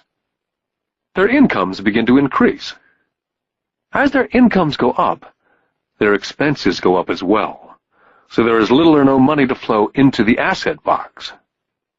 This means the only income they get comes from their jobs. The number one expense for most people is taxes. Many people think it's income tax, but for most Americans, their highest tax is Social Security. As an employee, it appears as if the Social Security tax, combined with the Medicare tax rate, is roughly 7.5%. But it's really 15%, since the employer must match the Social Security amount. In essence, it is money the employer cannot pay you. On top of that, you still have to pay income tax on the amount deducted from your wages for Social Security tax. Income you never receive because it went directly to Social Security through withholding. Then their liabilities go up. This is best demonstrated by going back to the young couple. As a result of their incomes going up, they decide to go out and buy the house of their dreams.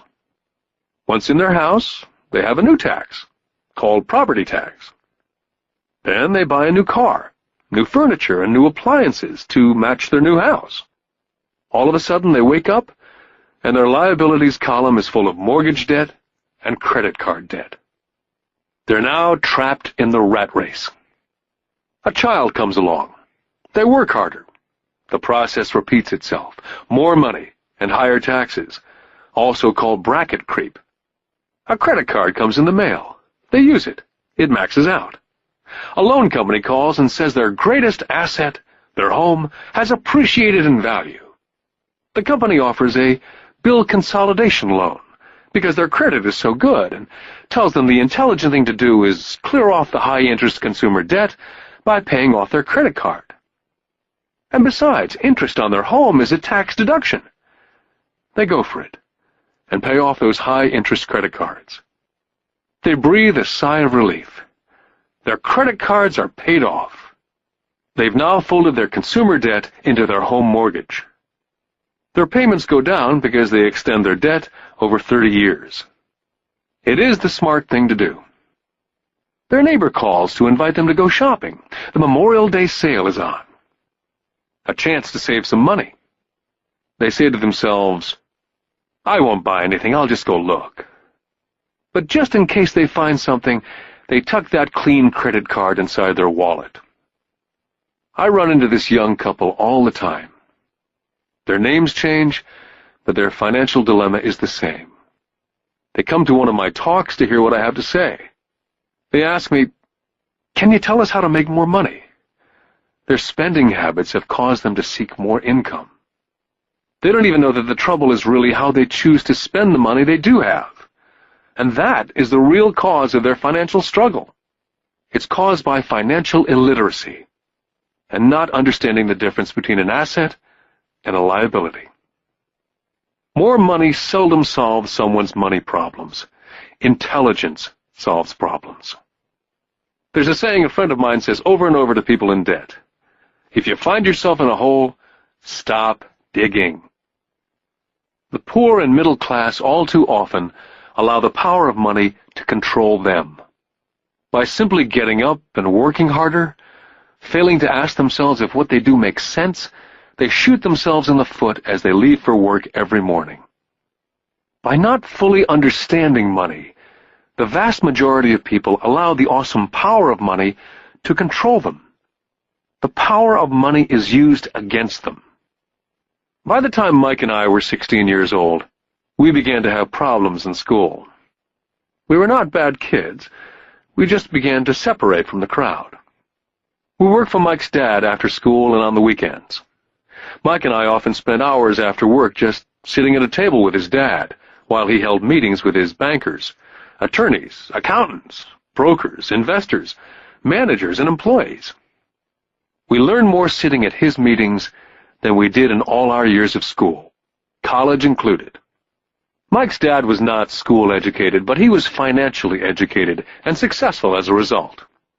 He used to tell us over and over again, an intelligent person hires people who are more intelligent than they are. So Mike and I had the benefit of spending hours listening to, and in the process learning from, intelligent people. But because of this, both Mike and I just could not go along with the standard dogma that our teachers preached.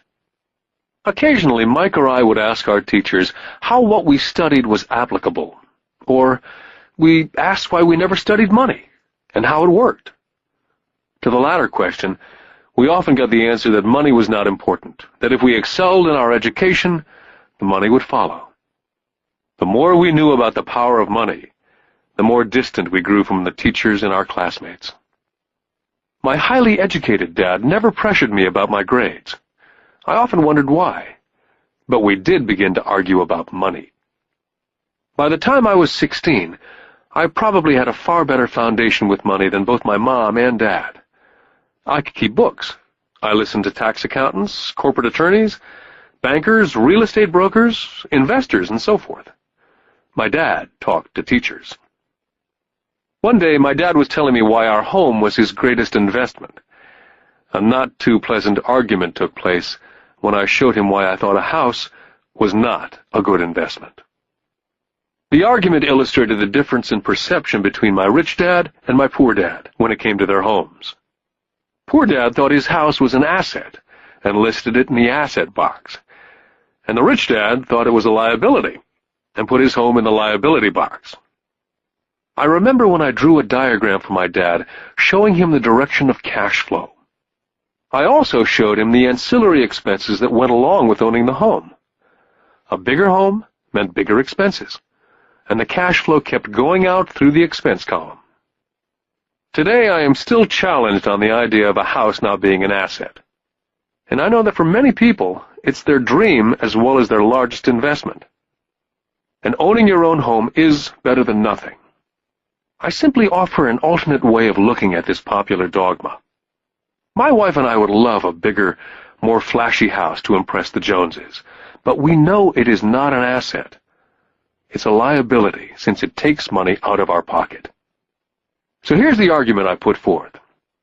I really do not expect most people to agree with it because a nice home is an emotional thing. And when it comes to money, high emotions tend to lower financial intelligence. When it comes to houses, I point out that most people work all their lives paying for a home they never own. In other words, most people buy a new house every so many years, each time incurring a new 30-year loan to pay off the previous one.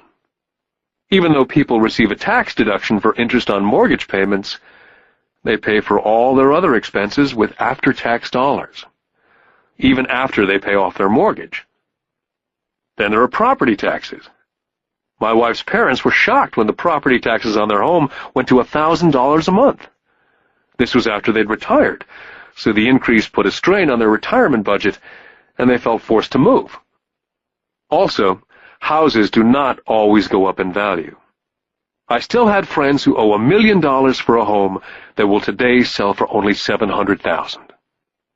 Finally, the greatest losses of all are those from missed opportunities. If all your money is tied up in your house, you may be forced to work harder because your money continues blowing out of the expense column instead of adding to the asset column. The classic middle-class cash flow pattern. If a young couple would put more money into their asset column early on, their later years would get easier, especially as they prepared to send their children to college. Their assets would have grown and would be available to help cover expenses. All too often, a house only serves as a vehicle for incurring a home equity loan to pay for mounting expenses. In summary, the end result in making a decision to own a house that is too expensive in lieu of starting an investment portfolio early on impacts an individual in at least the following 3 ways. Number 1, loss of time, during which other assets could have grown in value. Number 2, loss of additional capital, which could have been invested instead of paying for high-maintenance expenses related directly to the home. Number 3, loss of education. Too often, people count their house, savings, and retirement plan as all they have in their asset column. Because they have no money to invest, they simply do not invest.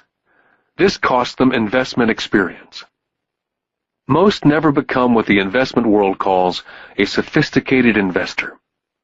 And the best investments are usually first sold to sophisticated investors, who then turn around and sell them to the people playing it safe. My educated dad's personal financial statement best demonstrates the life of someone in the rat race. His expenses seem to always keep up with his income, never allowing him to invest in assets. As a result, his liabilities, such as his mortgage and credit card debts, are larger than his assets. My rich dad's personal financial statement, on the other hand, reflects the results of a life dedicated to investing and minimizing liabilities. His assets greatly exceed his liabilities. A review of my rich dad's financial statement is why the rich get richer. The asset column generates more than enough income to cover expenses, with the balance reinvested into the asset column. The asset column continues to grow, and therefore, the income it produces grows with it. The result being, the rich get richer. The middle class finds itself in a constant state of financial struggle. Their primary income is through wages, and as their wages increase, so do their taxes. Their expenses tend to increase in equal increments as their wages increase, hence the phrase, the rat race. They treat their home as their primary asset instead of investing in income-producing assets. Remember, the most important rule is to know the difference between an asset and a liability. Once you understand the difference, concentrate your efforts on only buying income-generating assets. That's the best way to get started on a path to becoming rich. Keep doing that, and your asset column will grow. Focus on keeping liabilities and expenses down. This will make more money available to continue pouring into the asset column. This pattern of treating your home as an investment, and the philosophy that a pay raise means you can buy a larger home or spend more, is the foundation of today's debt-ridden society. This process of increased spending throws families into greater debt and into more financial uncertainty, even though they may be advancing in their jobs and receiving pay raises on a regular basis. This is high-risk living caused by weak financial education. As an employee who's also a homeowner, your working efforts are generally as follows. You work for someone else. Most people, working for a paycheck, are making the owner or the shareholders richer. Your efforts and success will help provide for the owner's success and retirement. Next, you work for the government. The government takes its share from your paycheck before you even see it. By working harder, you simply increase the amount of taxes taken by the government. Most people work from January to May just for the government. And finally, you work for the bank. After taxes, your next largest expense is usually your mortgage and credit card debt. The problem with simply working harder is that each of these three levels takes a greater share of your increased efforts. You need to learn how to have your increased efforts benefit you and your family directly. Once you've decided to concentrate on minding your own business, how do you set your goals? For most people, they must keep their profession and rely on their wages to fund their acquisition of assets. As their assets grow, how do they measure the extent of their success? When does someone realize that they are rich, that they have wealth? As well as having my own definitions for assets and liabilities, I also have my own definition for wealth. Actually, I borrowed it from a man named Buckminster Fuller. Some people call him a quack, and others call him a living genius. Years ago, he got all the architects buzzing because he applied for a patent in 1961 for something called a geodesic dome. But in the application, Fuller also said something about wealth. It was pretty confusing at first, but after reading it for a while, it began to make some sense. Wealth is a person's ability to survive so many number of days forward. Or, if I stopped working today, how long could I survive? Unlike net worth, the difference between your assets and liabilities, which is often filled with a person's expensive junk and opinions of what things are worth, this definition creates the possibility for developing a truly accurate measurement. I could now measure and really know where I was in terms of my goal to become financially independent. Although net worth often includes these non-cash producing assets like stuff you bought that now sits in your garage, wealth measures how much money your money is making, and therefore your financial survivability. Wealth is the measure of the cash flow from the asset column compared with the expense column. Let's use an example. Let's say I have a cash flow from my asset column of $1,000 a month, and I have monthly expenses of $2,000. What's my wealth? Let's go back to Buckminster Fuller's definition. Using his definition, how many days forward can I survive? And let's assume a 30-day month. By that definition, I have enough cash flow for half a month. When I have achieved $2,000 a month cash flow from my assets, then I will be wealthy. I now have income generated from assets each month that fully covers my monthly expenses.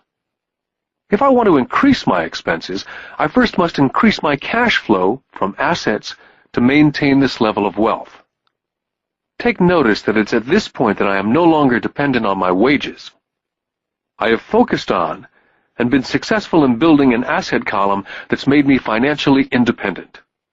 If I quit my job today, I would be able to cover my monthly expenses with the cash flow from my assets. My next goal would be to have the excess cash flow from my assets reinvested into the asset column. The more money that goes into my asset column, the more my asset column grows. The more my assets grow, the more my cash flow grows. And as long as I keep my expenses less than the cash flow from these assets, I will grow richer, with more and more income from sources other than my physical labor. As this reinvestment continues, I am well on my way to being rich. The actual definition of rich is in the eye of the beholder. You can never be too rich. Just remember this simple observation. The rich buy assets, the poor only have expenses. The middle class buys liabilities they think are assets. So how do I start minding my own business? What's the answer? Listen to the founder of McDonald's. Lesson 3. Mind your own business. In 1974, Ray Kroc, the founder of McDonald's, was asked to speak at the MBA class at the University of Texas at Austin. A dear friend of mine, Keith Cunningham, was a student in that MBA class. After a powerful and inspiring talk, the class adjourned, and the students asked Ray if he would join them at their favorite hangout to have a few beers. Ray graciously accepted. "What business am I in?" Ray asked, once the group had all their beers in hand. "Everyone laughed," said Keith. Most of the MBA students thought Ray was just fooling around. No one answered, so Ray asked the question again. "What business do you think I'm in?" The students laughed again. And finally one brave soul yelled out, "Ray, who in the world does not know that you're in the hamburger business?" Ray chuckled. "That's what I thought you'd say." He paused, and then quickly said, "Ladies and gentlemen, I'm not in the hamburger business. My business is real estate." McDonald's today is the largest single owner of real estate in the world, owning even more than the Catholic Church. Today, McDonald's owns some of the most valuable intersections and street corners in America, as well as in other parts of the world. Keith said it was one of the most important lessons in his life. Today, Keith owns car washes, but his business is the real estate under those car washes.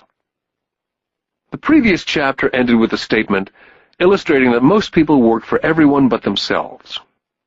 They work first for the owners of the company, then for the government through taxes, and finally for the bank that owns their mortgage. As a young boy, we did not have a McDonald's nearby. Yet my rich dad was responsible for teaching Mike and me the same lesson that Ray Kroc talked about at the University of Texas. It is secret number 3 of the rich. The secret is, mind your own business. Financial struggle is often directly the result of people working all their life for someone else. Many people will have nothing at the end of their working days. Our current educational system focuses on preparing today's youth to get good jobs by developing scholastic skills.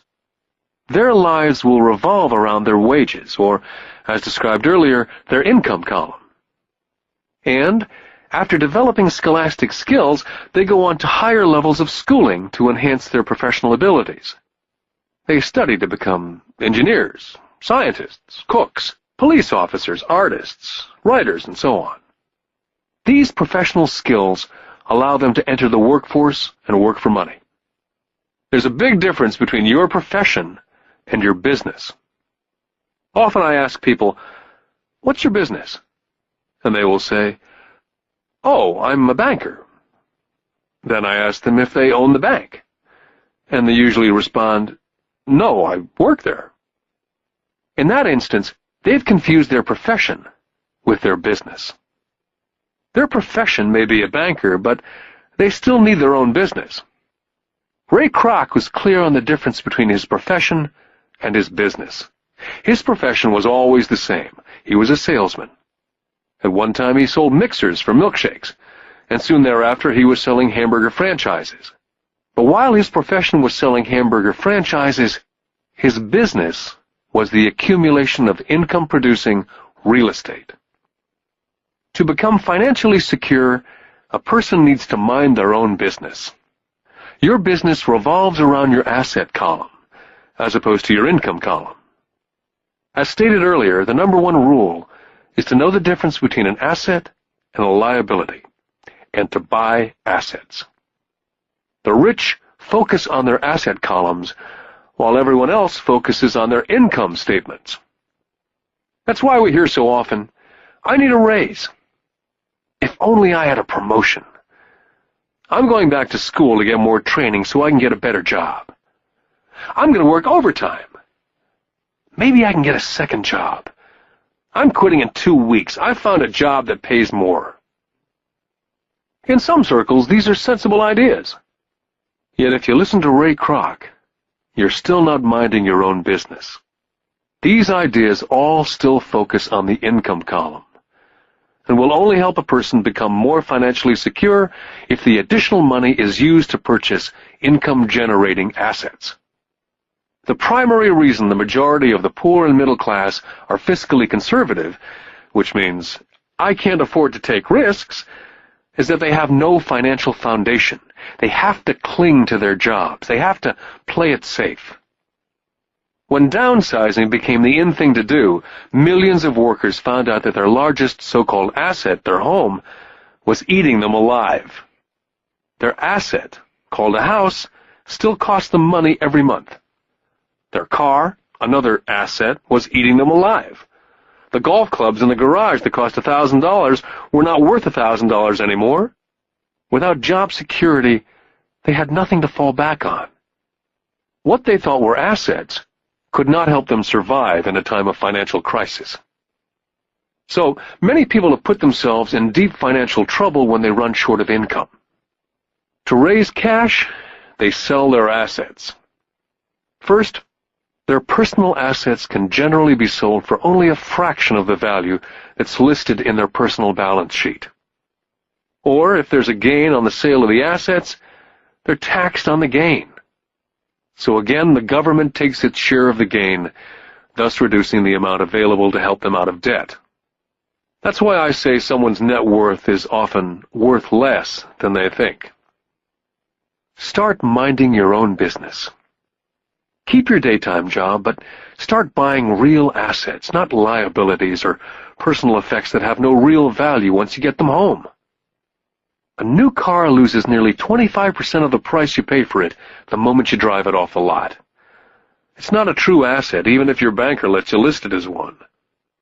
My $400 new titanium driver was worth $150 the moment I teed off. For adults, keep your expenses low, reduce your liabilities, and diligently build a base of solid assets. For young people who've not yet left home, it's important for parents to teach them the difference between an asset and a liability. Get them to start building a solid asset column before they leave home, get married, buy a house, have kids, and get stuck in a risky financial position, clinging to a job and buying everything on credit. I see so many young couples who get married and trap themselves into a lifestyle that will not let them get out of debt for most of their working years. For most people, just as the last child leaves home, the parents realize they have not adequately prepared for retirement, and they begin to scramble to put some money away. Then their own parents become ill, and they find themselves with new responsibilities. So, what kind of assets am I suggesting that you or your children acquire? In my world, real assets fall into several different categories. First, businesses that do not require my presence. I own them, but they're managed or run by other people. If I have to work there, it's not a business. It becomes my job. Then come categories such as stocks, bonds, mutual funds, income-generating real estate, notes or IOUs, royalties from intellectual property such as music, scripts, patents, and finally anything else that has value, produces income, or appreciates and has a ready market. As a young boy, my educated dad encouraged me to find a safe job. My rich dad, on the other hand, encouraged me to begin acquiring assets that I loved. If you don't love it, you won't take care of it. I collect real estate simply because I love buildings and land. I love shopping for them. I could look at them all day long. When problems arise, the problems are not so bad that it changes my love for real estate. For people who hate real estate, they shouldn't buy it. I love stocks of small companies, especially startups. The reason is that I am an entrepreneur, not a corporate person.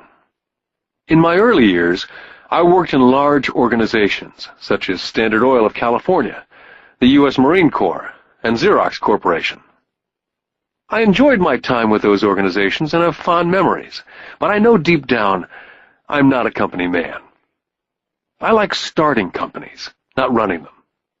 So my stock buys are usually of small companies, and sometimes I even start the company and take it public. Fortunes are made in new stock issues, and I love the game. Many people are afraid of small-cap companies and call them risky, and they are. But risk is always diminished if you love what the investment is, understand it, and know the game. For years, even while I was with the Marine Corps and Xerox, I did what my rich dad recommended. I kept my daytime job, but I still minded my own business. I was active in my asset column. I traded real estate and small stocks. Rich Dad always stressed the importance of financial literacy. The better I was at understanding the accounting and cash management, the better I would be at analyzing investments and eventually starting and building my own company. I would not encourage anyone to start a company unless they really want to. Knowing what I know about running a company, I would not wish that task on anyone. There are times when people cannot find employment where starting a company is a solution for them. The odds are against success. 9 out of 10 companies fail in 5 years. Of those that survive the first 5 years, 9 out of every 10 of those eventually fail as well. So only if you really have the desire to own your own company do I recommend it. Otherwise, keep your daytime job and mind your own business. When I say mind your own business, I mean to build and keep your asset column strong. Once a dollar goes into it, never let it come out. Think of it this way. Once a dollar goes into your asset column, it becomes your employee.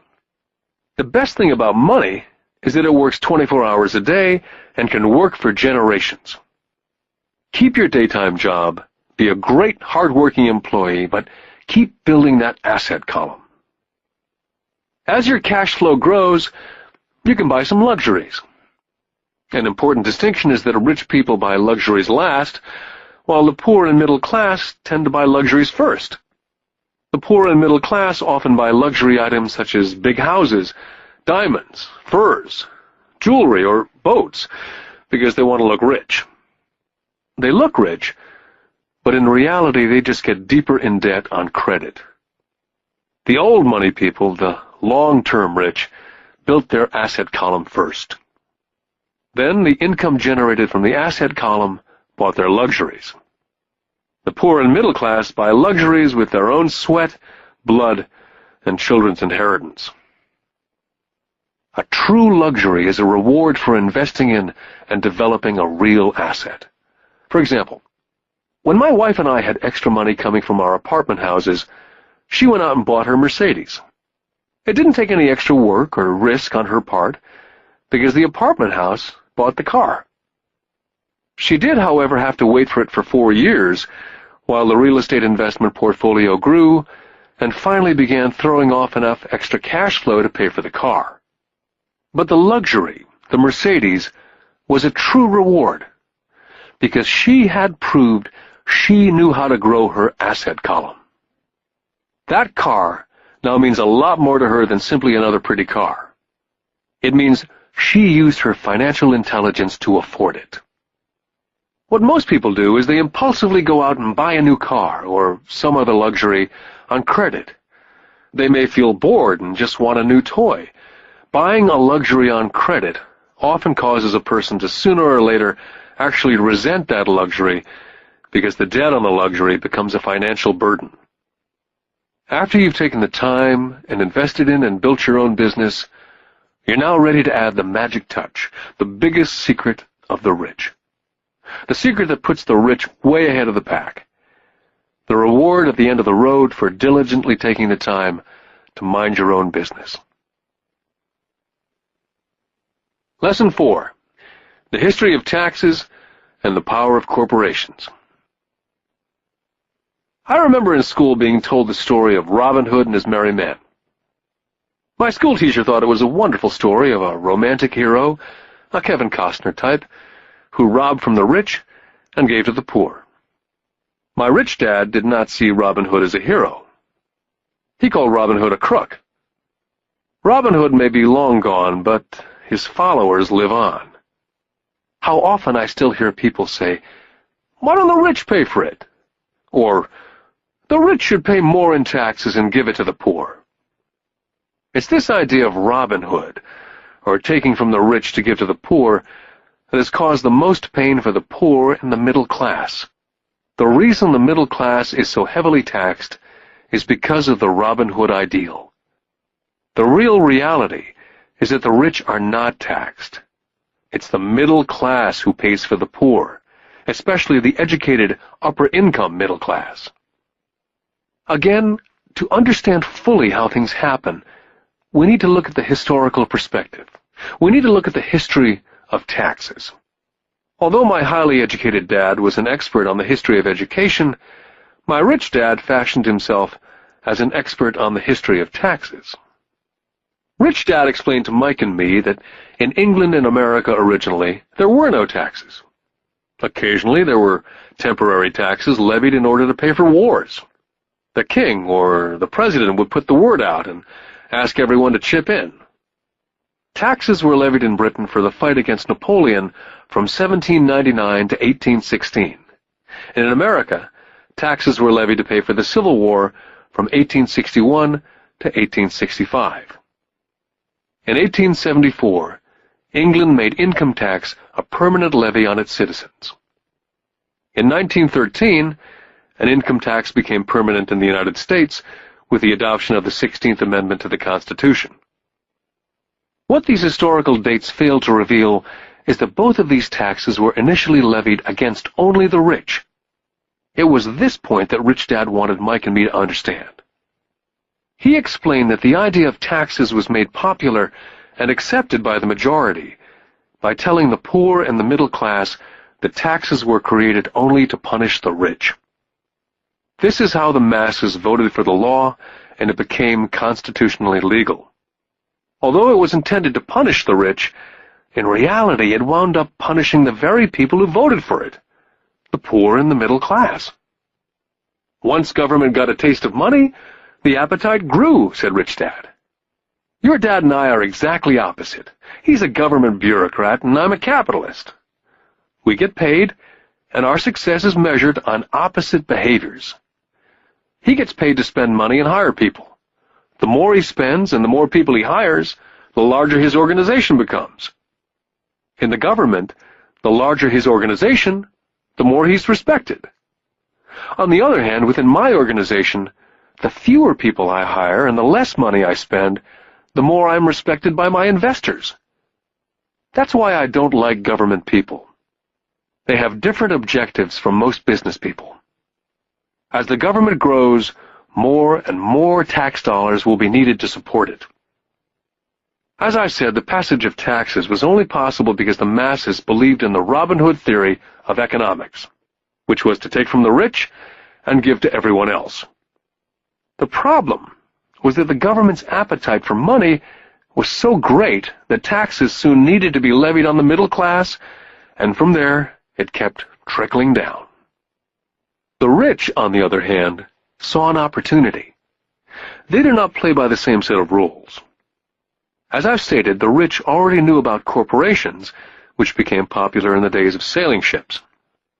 The rich created the corporation as a vehicle to limit their risk to the assets of each voyage. The rich put their money into a corporation to finance the voyage. The corporation would then hire a crew to sail to the New World to look for treasures. If the ship was lost, the crew lost their lives, but the loss to the rich would be limited only to the money they invested for that particular voyage. It's the knowledge of the power of the legal structure of the corporation that really gives the rich a vast advantage over the poor and the middle class. Having two fathers teaching me, one a socialist and the other a capitalist, I quickly began to realize that the philosophy of the capitalist made more financial sense to me. It seemed to me that the socialists ultimately penalized themselves due to their lack of financial education. No matter what the take-from-the-rich crowd came up with, the rich always found a way to outsmart them. That is how taxes were eventually levied on the middle class. The rich outsmarted the intellectuals solely because they understood the power of money, a subject not taught in schools. How did the rich outsmart the intellectuals? Once the take-from-the-rich tax was passed, cash started flowing into government coffers. Initially, people were happy. Money was handed out to government workers and the rich. It went to government workers in the form of jobs and pensions. It went to the rich via their factories receiving government contracts. The government became a large pool of money, but the problem was the fiscal management of that money. There really is no recirculation. In other words, the government policy, if you were a government bureaucrat, was to avoid having excess money. If you failed to spend your allotted funding, you risked losing it in the next budget. You'd certainly not be recognized for being efficient.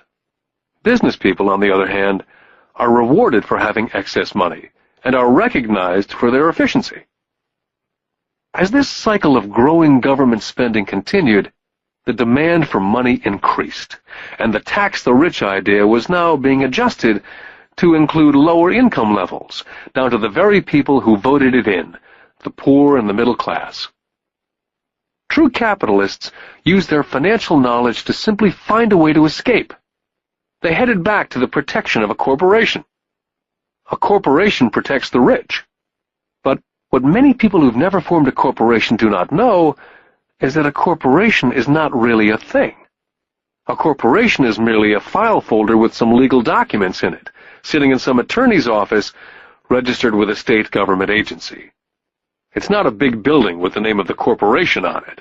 It's not a factory or a group of people. A corporation is merely a legal document that creates a legal body without a soul. The wealth of the rich was once again protected. Once again, the use of corporations became popular once the permanent income laws were passed, because the income tax rate of a corporation was less than the individual income tax rates. In addition, as I said earlier, certain expenses could be paid with pre-tax dollars within the corporation. This war between the haves and the have-nots has been going on for hundreds of years. It's the take from the rich crowd versus the rich. The battle is waged whenever and wherever laws are made. The battle will go on forever. The problem is, the people who lose are the uninformed, the ones who get up every day and diligently go to work and pay taxes. If they only understood the way the rich play the game, they could play it too. Then they would be on their way to their own financial independence. This is why I cringe every time I hear a parent advise their children to go to school so they can find a safe, secure job. An employee with a safe, secure job without financial aptitude has no escape. Average Americans today work 5 to 6 months for the government before they make enough to cover their taxes. In my opinion, that is a long time. The harder you work, the more you pay the government. That's why I believe that the idea of take from the rich backfired on the very people who voted it in. Every time people try to punish the rich don't simply comply, they react. They have the money, power, and intent to change things. They do not just sit there and voluntarily pay more taxes. They search for ways to minimize their tax burden. They hire smart attorneys and accountants and persuade politicians to change laws or create legal loopholes. They have the resources to effect change. The poor and the middle class do not have the same resources. They sit there and let the government's needles enter their arm and allow the blood donation to begin. Today, I'm constantly shocked at the number of people who pay more taxes or take fewer deductions simply because they are afraid of the government. And I do know how frightening and intimidating a government tax agent can be. I have had friends who have had their businesses shut down and destroyed, only to find out it was a mistake on the part of the government. I realize all that. But the price of working from January to mid-May is a high price to pay for that intimidation. My poor dad never fought back. My rich dad didn't either. He just played the game smarter, and he did it through corporations, the biggest secret of the rich. My highly educated dad always encouraged me to seek a good job with a strong corporation. He spoke of the virtues of working your way up the corporate ladder. He didn't understand that by relying solely on a paycheck from a corporate employer, I would be a docile cow ready for milking. When I told my rich dad of my father's advice, he only chuckled. "Why not own the ladder?" was all he said. As a young boy, I didn't understand what Rich Dad meant by owning my own corporation. It was an idea that seemed impossible and intimidating. Although I was excited by the idea, my youth would not let me envision the possibility that grown-ups would someday work for a company I would own. The point is, if not for my rich dad, I would have probably followed my educated dad's advice. It was merely the occasional reminder of my rich dad that kept the idea of owning my own corporation alive and kept me on a different path.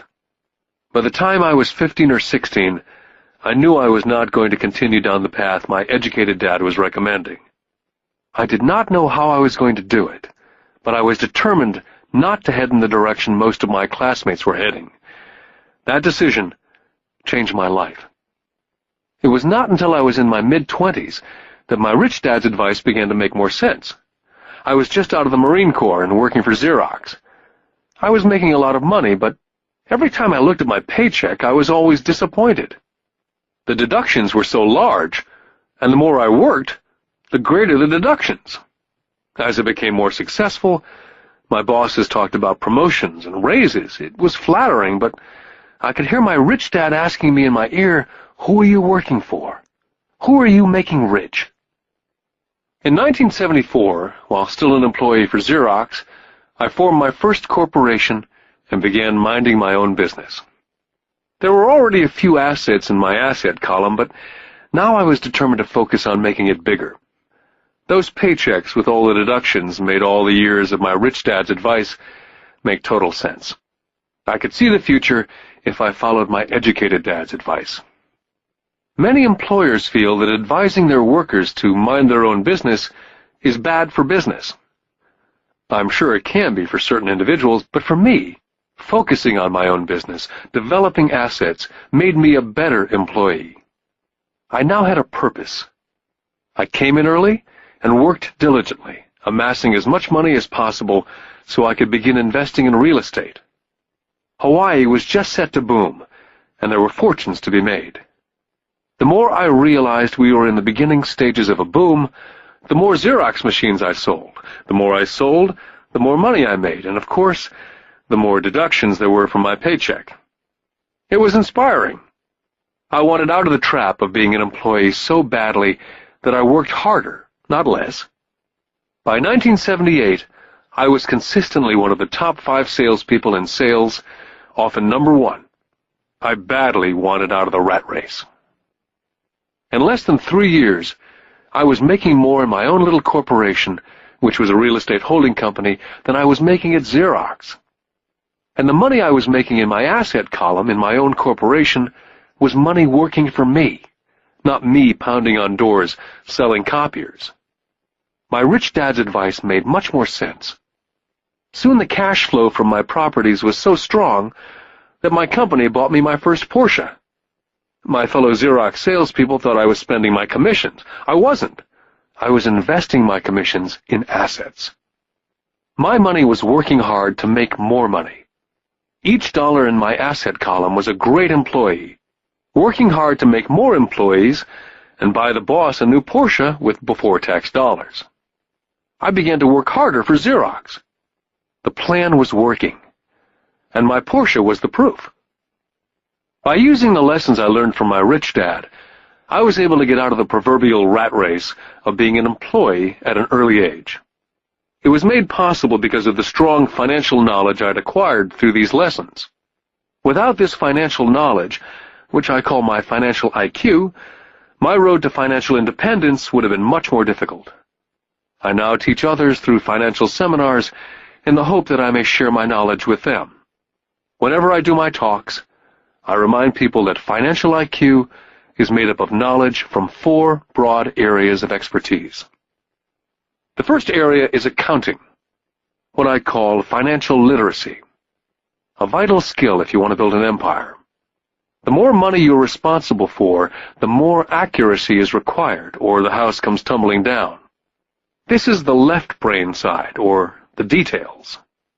Financial literacy is the ability to read and understand financial statements.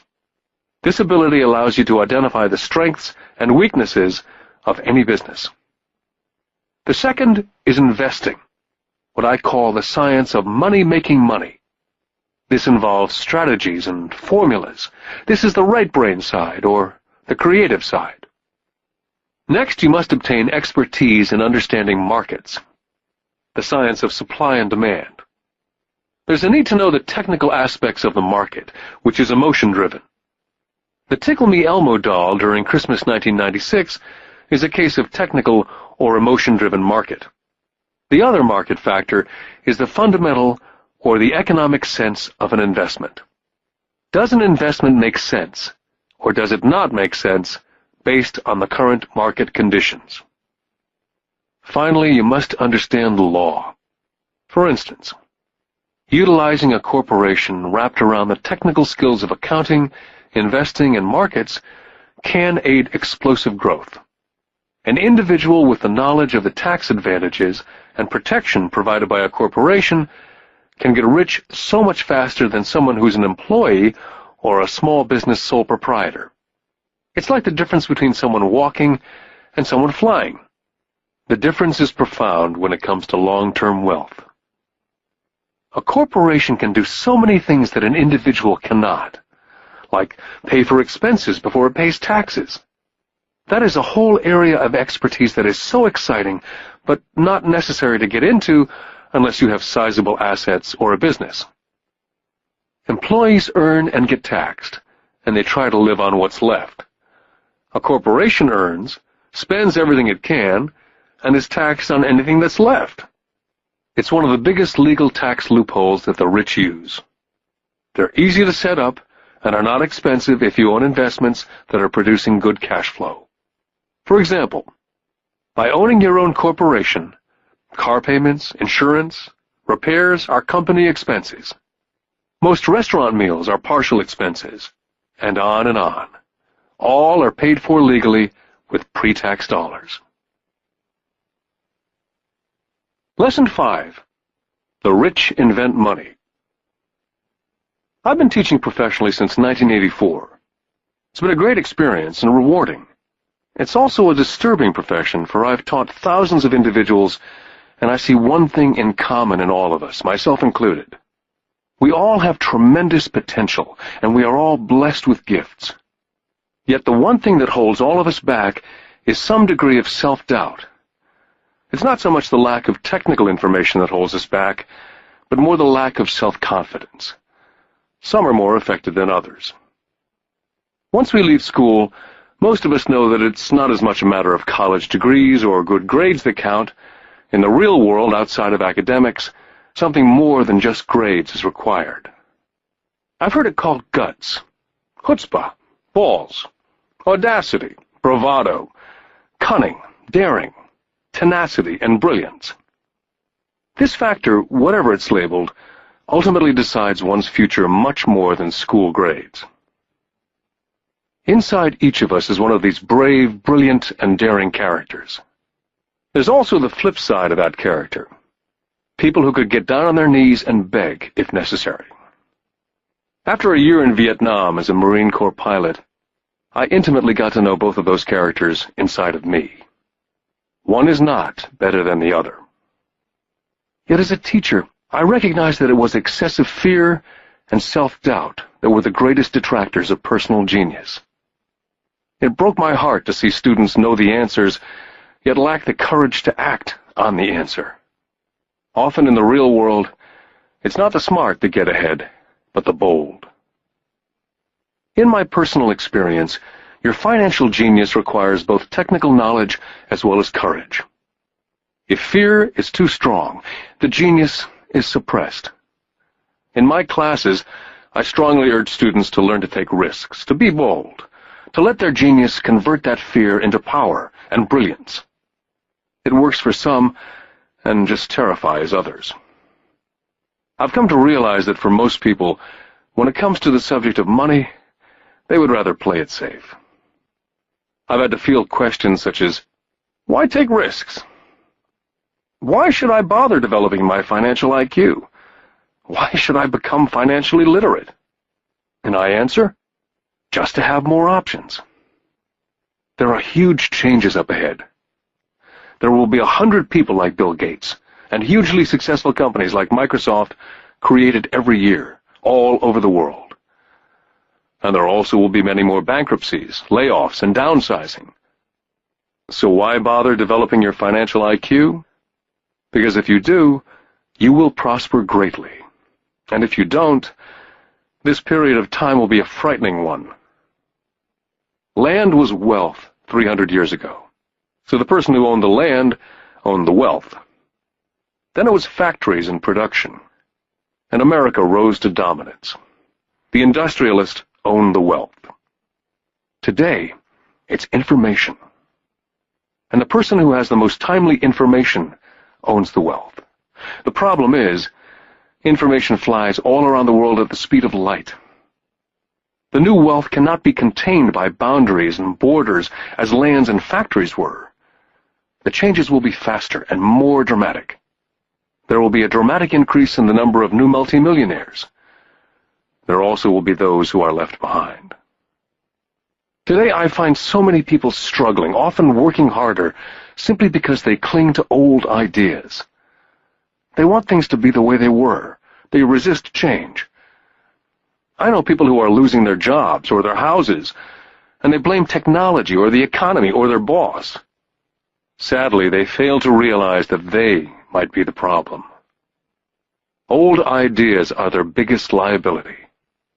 It's a liability simply because they fail to realize that while that idea or way of doing something was an asset yesterday, yesterday is gone. One afternoon I was teaching investing, using a game I'd invented, cash flow, as a teaching tool. A friend had brought someone along to attend the class. This friend of a friend was recently divorced, had been badly burned in the divorce settlement, and was now searching for some answers. Her friend thought the class might help. The game was designed to help people learn how money works. In playing the game, they learn about the interaction of the income statement with the balance sheet.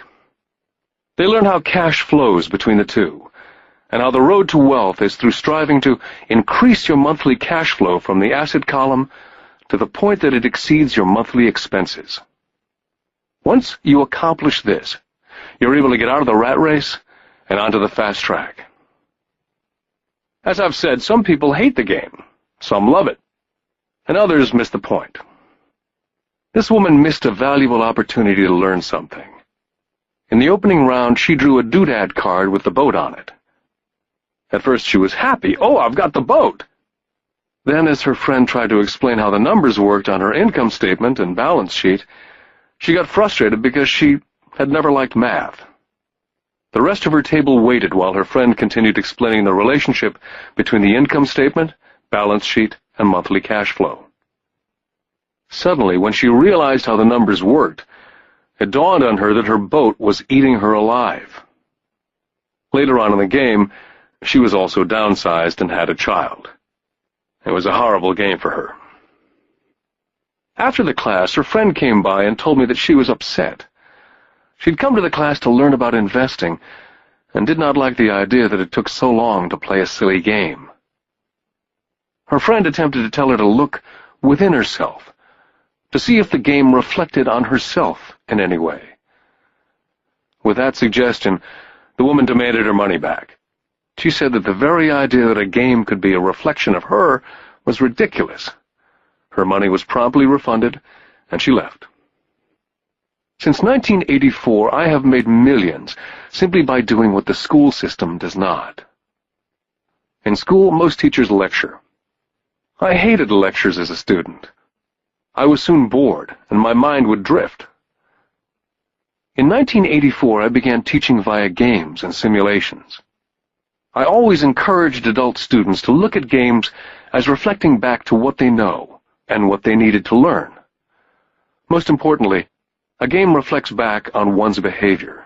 It's an instant feedback system. Instead of the teacher lecturing you, the game is feeding back a personalized lecture, custom-made just for you. The friend of the woman who left later called to give me an update. She said her friend was fine and had calmed down. In her cooling-off period, she could see some relationships between the game and her life. Just like a board game, the world is always providing us with instant feedback. We could learn a lot if we tuned in more. One day, not long ago, I complained to my wife that the cleaners must have shrunk my pants.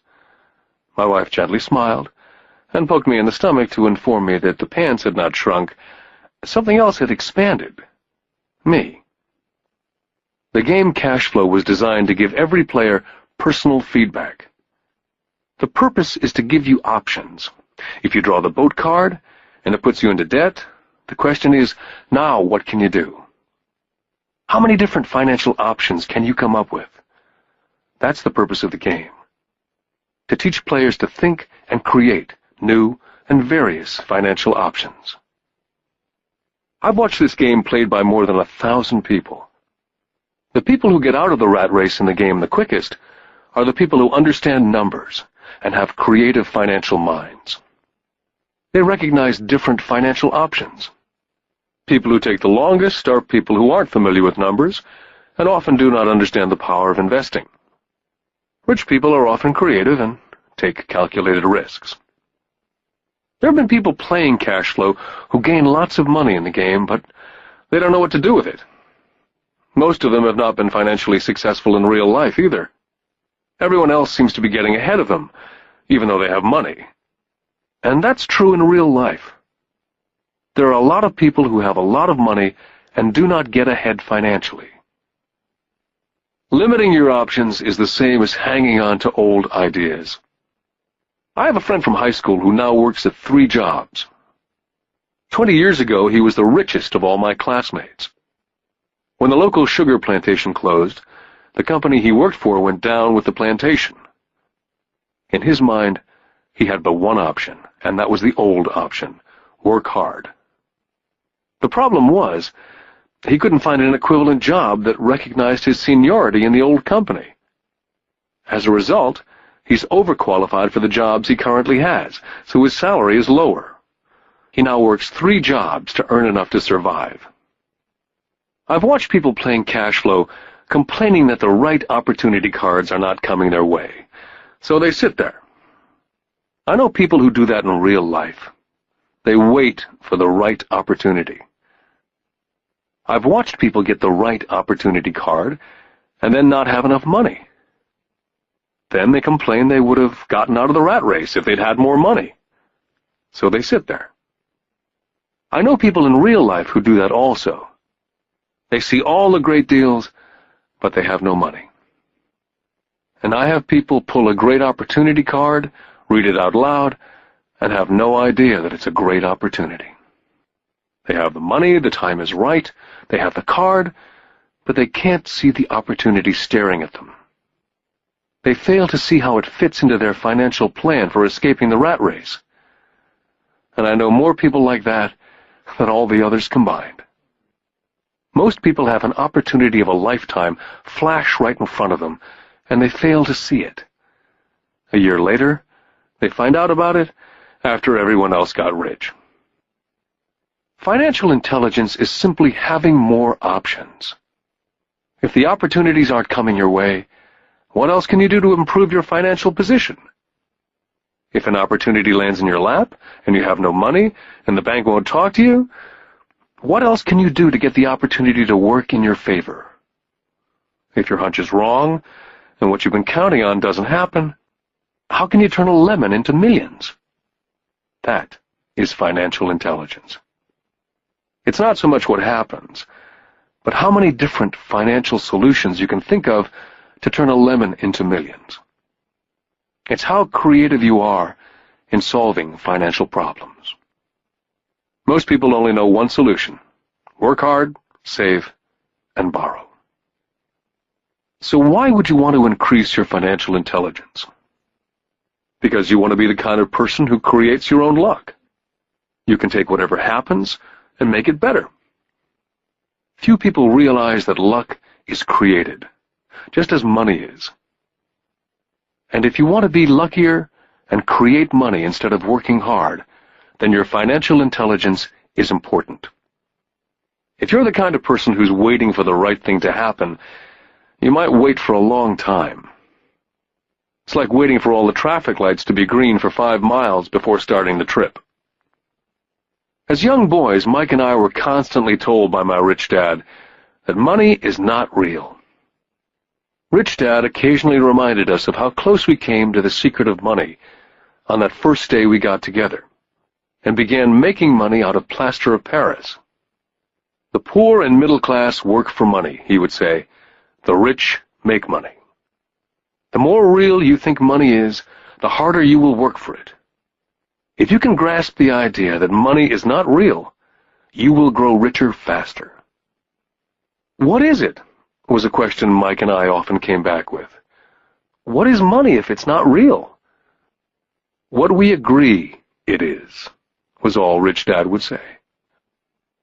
The single most powerful asset we all have is our mind. If it's trained well, it can create enormous wealth in what seems to be an instant. I'll give you a simple example of creating money. In the early 1990s, the economy of Phoenix was horrible. I was watching the TV show Good Morning America when a financial planner came on and began forecasting doom and gloom. His advice was to save money. Put $100 away every month, he said, and in 40 years you will be a multimillionaire. Well, putting money away every month is a sound idea. It is one option, the option most people subscribe to. The problem is this. It blinds the person from what's really going on. They miss major opportunities for much more significant growth of their money. The world is passing them by. As I said, the economy was terrible at that time. For investors, this is the perfect market condition. A chunk of my money was in the stock market and in apartment houses. I was short of cash. Because everyone was giving stuff away, I was buying. I was not saving money, I was investing.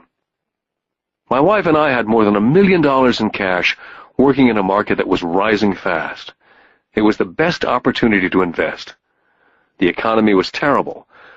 I just could not pass up these small deals. Houses that were once $100,000 were now $75,000. But instead of shopping at the local real estate office, I began shopping at the bankruptcy attorney's office or the courthouse steps. In these shopping places, a $75,000 house could sometimes be bought for $20,000 or less. For $2,000, which was loaned to me from a friend for 90 days for $200, I gave an attorney a cashier's check as a down payment. While the acquisition was being processed, I ran an ad in the paper advertising a $75,000 house for only $60,000 and no money down. The phone rang hard and heavy. Prospective buyers were screened, and once the property was legally mine, all the prospective buyers were allowed to look at the house. It was a feeding frenzy. The house sold in a few minutes. I asked for a $2,500 processing fee, which they gladly handed over, and the escrow and title company took over from there. I returned the $2,000 to my friend with an additional $200. He was happy, the home buyer was happy, the attorney was happy, and I was happy. I'd sold a house for $60,000 that cost me $20,000. The $40,000 was created from money in my asset column in the form of a promissory note from the buyer. Total working time, 5 hours. During this depressed market, my wife and I were able to do 6 of these simple transactions in our spare time. While the bulk of our money was in larger properties in the stock market, we were able to create more than $190,000 in assets, notes at 10% interest, in those 6 buy, create, and sell transactions. That comes to approximately $19,000 a year income, much of it sheltered through our private corporation. Much of that $19,000 a year goes to pay for our company cars, gas, trips, insurance, dinners with clients, and other things. By the time the government gets a chance to tax that income, it's been spent on legally allowed pre-tax expenses. This was a simple example of how money is invented, created, and protected using financial intelligence. Ask yourself how long it would take to save $190,000. Would the bank pay you 10% interest on your money? And the note is good for 30 years. I hope they never pay me the $190,000. I have to pay a tax if they pay me the principal. And besides, $19,000 paid over 30 years is a little over $500,000 in income. The math is simple. You don't need algebra or calculus. I don't write much because the escrow company handles the legal transaction and the servicing of the payments. I have no roofs to fix or toilets to unplug because the owners do that. It's their house. Occasionally someone does not pay, and that's wonderful because there are late fees, or they move out and the property is sold again. The court system handles that. And it may not work in your area. The market conditions may be different, but the example illustrates how a simple financial process can create hundreds of thousands of dollars with little money and low risk. It's an example of money being only an agreement. Anyone with a high school education can do it. Yet most people won't. Most people listen to the standard advice of work hard and save money. For about 30 hours of work, approximately $190,000 was created in the asset column, and no taxes were paid.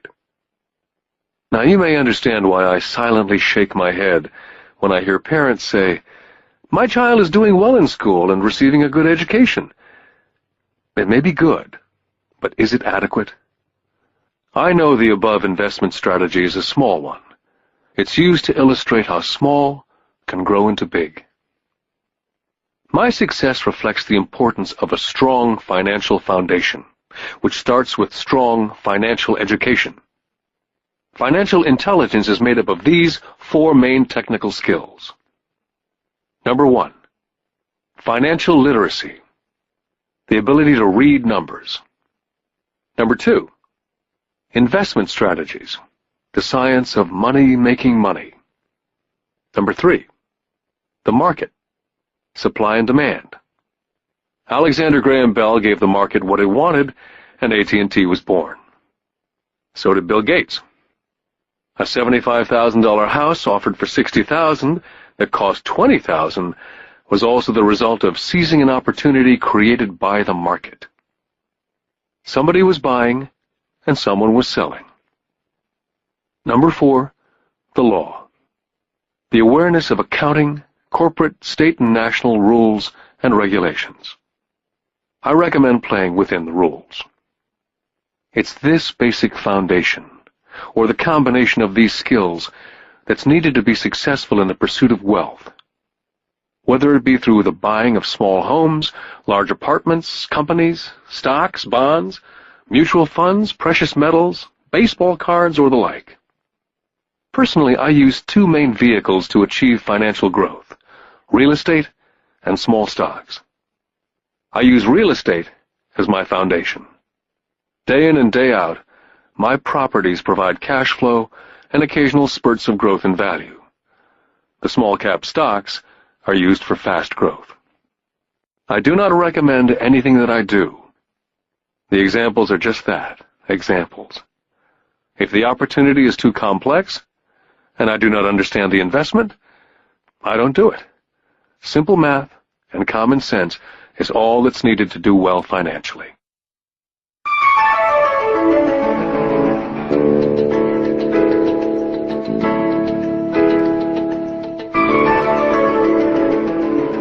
Lesson 6. Work to learn. Don't work for money. In 1995, I granted an interview with a newspaper in Singapore. The young female reporter was on time, and the interview got underway immediately. We sat in the lobby of a luxurious hotel, sipping coffee and discussing the purpose of my visit to Singapore. I was to share the platform with Zig Ziglar. He was speaking on motivation, and I was speaking on the secrets of the rich.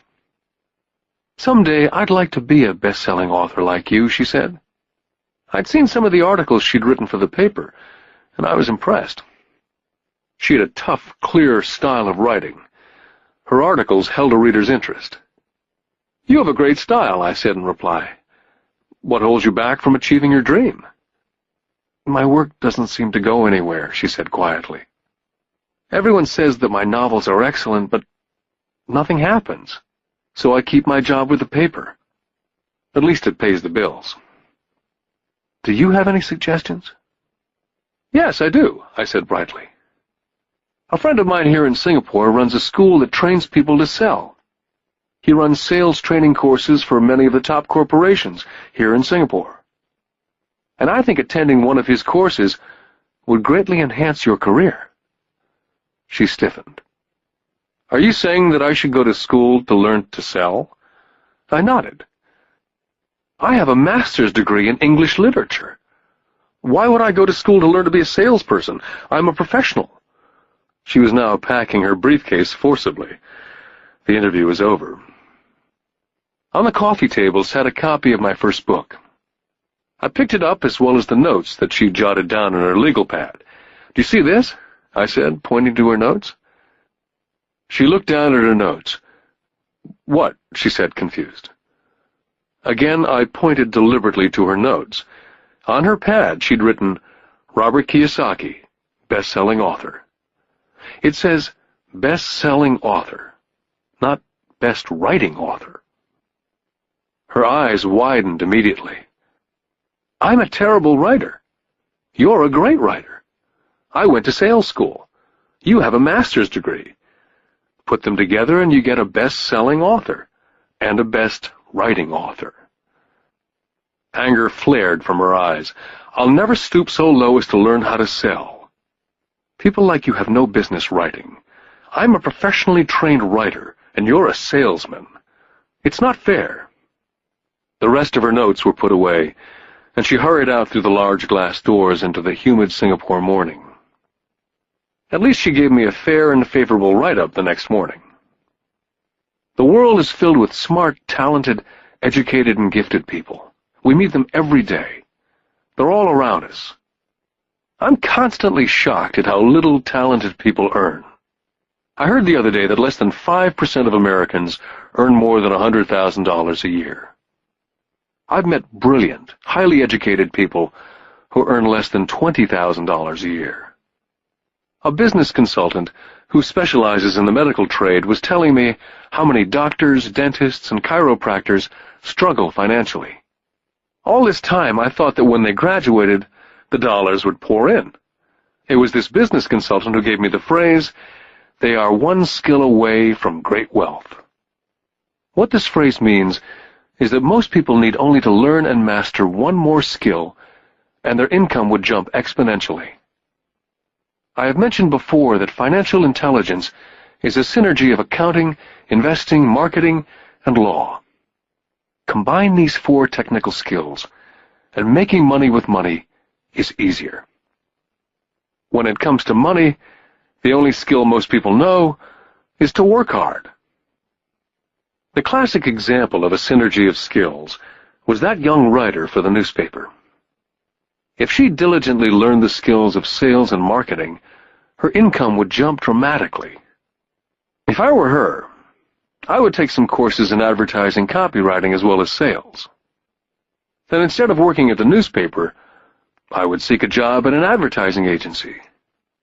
Even if it were a cut in pay, She'd learn how to communicate in shortcuts that are used in successful advertising. She also would spend time learning public relations, an important skill.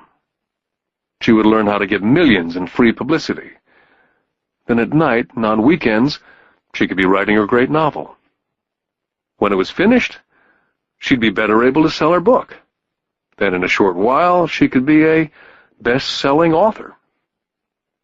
When I graduated from the U.S. Merchant Marine Academy in 1969, my educated dad was happy. Standard Oil of California had hired me for its oil tanker fleet. I was a third mate, and the pay was low compared with my classmates, but it was okay for a first real job after college. My starting pay was about $42,000 a year, including overtime, and I only had to work for 7 months. I had 5 months of vacation. If I'd wanted to, I could have taken the run to Vietnam with a subsidiary shipping company and easily doubled my pay instead of taking the 5 months vacation. I had a great career ahead of me, yet I resigned after 6 months with the company and joined the Marine Corps to learn how to fly. My educated dad was devastated. Rich Dad congratulated me. In school and in the workplace, the popular opinion is the idea of specialization.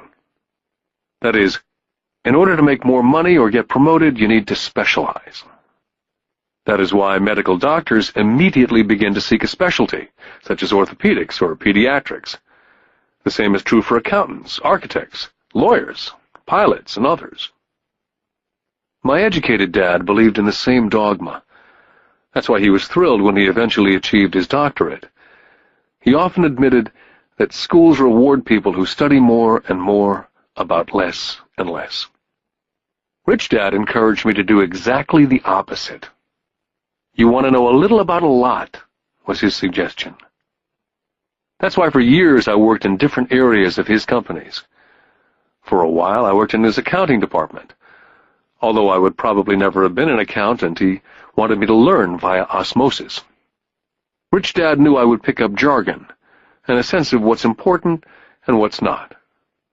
I also worked as a busboy and construction worker, as well as in sales, reservations, and marketing. He was grooming Mike and me. That's why he insisted we sit in on the meetings with his bankers, lawyers, accountants, and brokers. He wanted us to know a little about every aspect of his empire. Educated Dad thought I went to school to learn to be a ship's officer. Rich Dad knew that I went to school to study international trade. So as a student, I made cargo runs navigating large freighters, oil tankers, and passenger ships to the Far East and the South Pacific. Rich Dad emphasized that I stay in the Pacific instead of taking ships to Europe, because he knew that the emerging nations were in Asia, not Europe.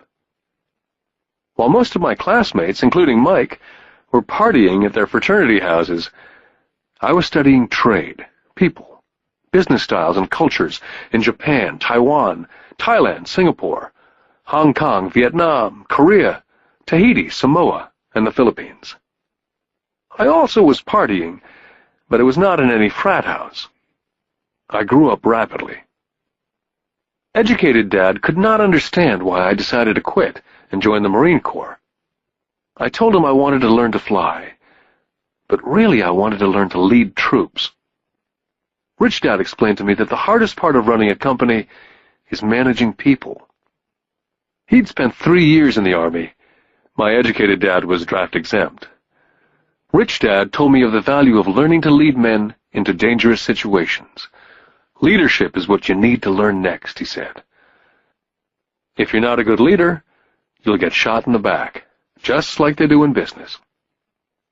Returning from Vietnam in 1973, I resigned my commission, even though I loved flying. I found a job with Xerox Corporation. I joined it for one reason, and it was not for the benefits. I was a shy person, and the thought of selling was the most frightening subject in the world. Xerox is one of the best sales training programs in America. Rich Dad was proud of me. My educated dad was ashamed. Being an intellectual, he thought that salespeople were below him. I worked with Xerox for 4 years, until I overcame my fear of knocking on doors and being rejected.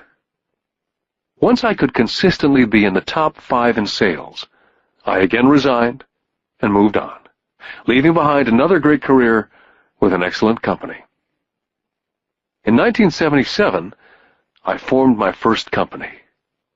Rich Dad had groomed Mike and me to take over companies, so I now had to learn to form them and put them together.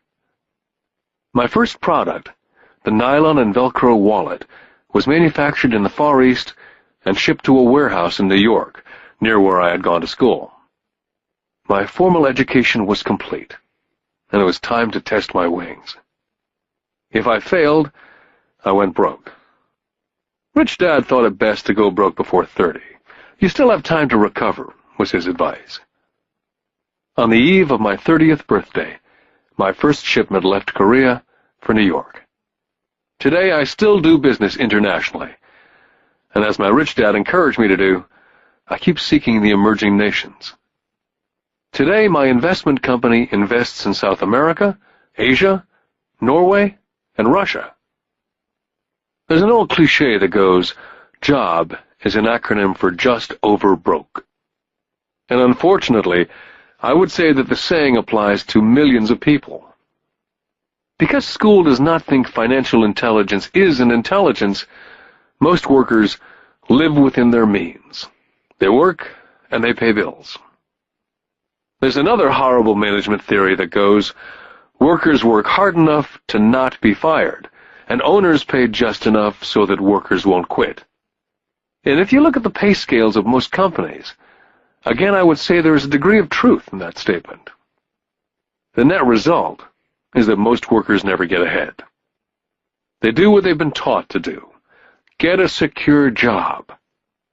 Most workers focus on working for pay and benefits that reward them in the short term, but is often disastrous in the long run. Instead, I recommend to young people to seek work for what they will learn more than what they will earn. Look down the road at what skills they want to acquire before choosing a specific profession, and before getting trapped in the rat race. When I speak to adults who want to earn more money, I always recommend the same thing. I suggest taking a long view of their life. Instead of simply working for the money and security, which I admit are important, I suggest they take a second job that will teach them a second skill. Often I recommend joining a network marketing company, also called multi-level marketing, if they want to learn sales skills.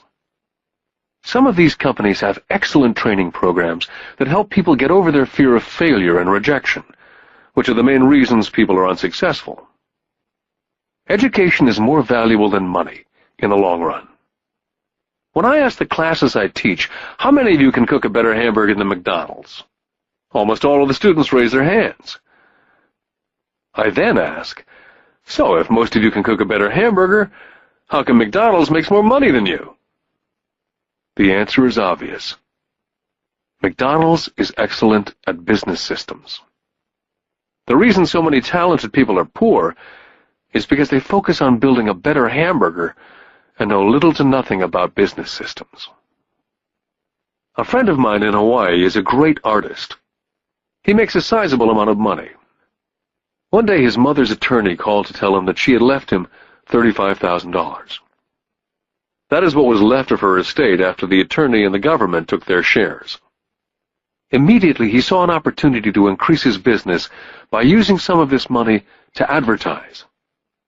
2 months later, his first 4-color full-page ad appeared in an expensive magazine that targeted the very rich. The ad ran for 3 months. He received no replies from the ad, and all of his inheritance is now gone. He now wants to sue the magazine for misrepresentation. This is a common case of someone who can build a beautiful hamburger but knows little about business. When I asked him what he'd learned, his only reply was that advertising salespeople are crooks. I then asked him if he'd be willing to take a course in sales and a course in direct marketing. His reply, I don't have the time, and I don't want to waste my money. The world is filled with talented poor people. All too often they're poor or struggle financially, or earn less than they're capable of, not because of what they know, but because of what they do not know. They focus on perfecting their skills at building a better hamburger rather than the skills of selling and delivering the hamburger. Maybe McDonald's does not make the best hamburger, but they are the best at selling and delivering a basic average burger. Poor Dad wanted me to specialize. That was his view on how to be paid more. Rich Dad advised that Mike and I groom ourselves. Many corporations do the same thing. They find a young, bright student out of business school and begin grooming that person to someday take over the company. So these bright young employees do not specialize in one department. They're moved from department to department to learn all the aspects of business systems. The rich often groom their children or the children of others. By doing so, their children gain an overall knowledge of the operations of the business and how the various departments interrelate. For the World War II generation, it was considered bad to skip from company to company. Today, it's considered smart. Since people will skip from company to company rather than seek greater specialization, why not seek to learn more than earn? In the short term, it may earn you less. In the long term, it will pay off in large dividends. The main management skills needed for success are the management of cash flow, the management of systems, including yourself and time with family, and the management of people. The most important specialized skills are sales and understanding marketing. It's the ability to sell, therefore to communicate to another human being, be it a customer, employee, boss, spouse, or child, that is the base skill of personal success. It is communication skills such as writing, speaking, and negotiating that are crucial to a life of success. It's a skill that I work on constantly, attending courses or buying educational tapes to expand my knowledge. Rich Dad encouraged Mike and me to know a little about a lot. He encouraged us to work with people smarter than we were, and to bring smart people together to work as a team. Today it would be called a synergy of professional specialties. Today I meet ex-school teachers earning hundreds of thousands of dollars a year. They earn that much because they have specialized skills in their field, as well as other skills. They can teach as well as sell and market. I know of no other skills to be more important than selling as well as marketing. The skills of selling and marketing are difficult for most people, primarily due to their fear of rejection. The better you are at communicating, negotiating, and handling your fear of rejection, the easier life is. Just as I advise that newspaper writer who wanted to become a best-selling author, I advise anyone else today. Being technically specialized has its strengths as well as its weaknesses. I have friends who are geniuses, but they cannot communicate effectively with other human beings. And as a result, their earnings are pitiful. I advise them to just spend a year learning to sell. And even if they earn nothing, their communication skills will improve. And that is priceless. Getting started. I wish I could say acquiring wealth was easy for me, but it wasn't. So in response to the question, how do I start, I offer the thought process I go through on a day-by-day basis. It really is easy to find great deals. I promise you that. It's just like riding a bike.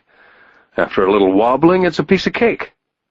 But when it comes to money, it's the determination to get through the wobbling that's a personal thing. To find million-dollar deals of a lifetime requires us to call on our financial genius. I believe that each of us has a financial genius within us. The problem is, our financial genius lies asleep, waiting to be called upon. It lies asleep because our culture has educated us into believing that the love of money is the root of all evil. It's encouraged us to learn a profession so we can work for money, but failed to teach us how to have money work for us. It taught us not to worry about our financial future. Our company or the government would take care of us when our working days are over. However, it's our children, educated in the same school system, who will end up paying for it. The message is still to work hard, earn money, and spend it. And when we run short, we can always borrow more.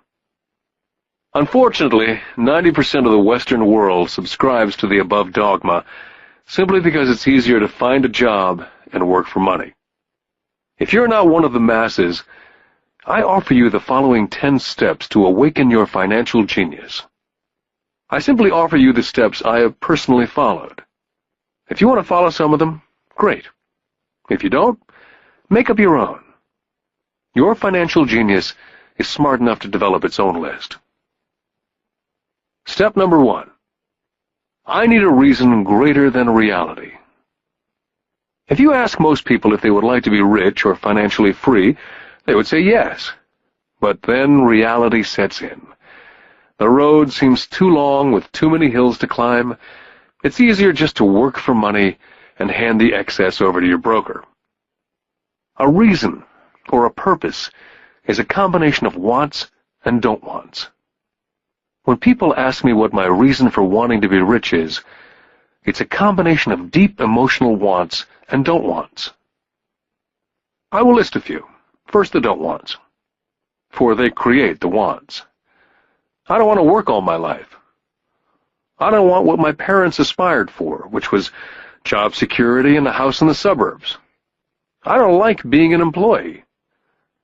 Now the wants. I want to be free to travel the world and live in a lifestyle I love. I want to be young when I do this. I want to simply be free.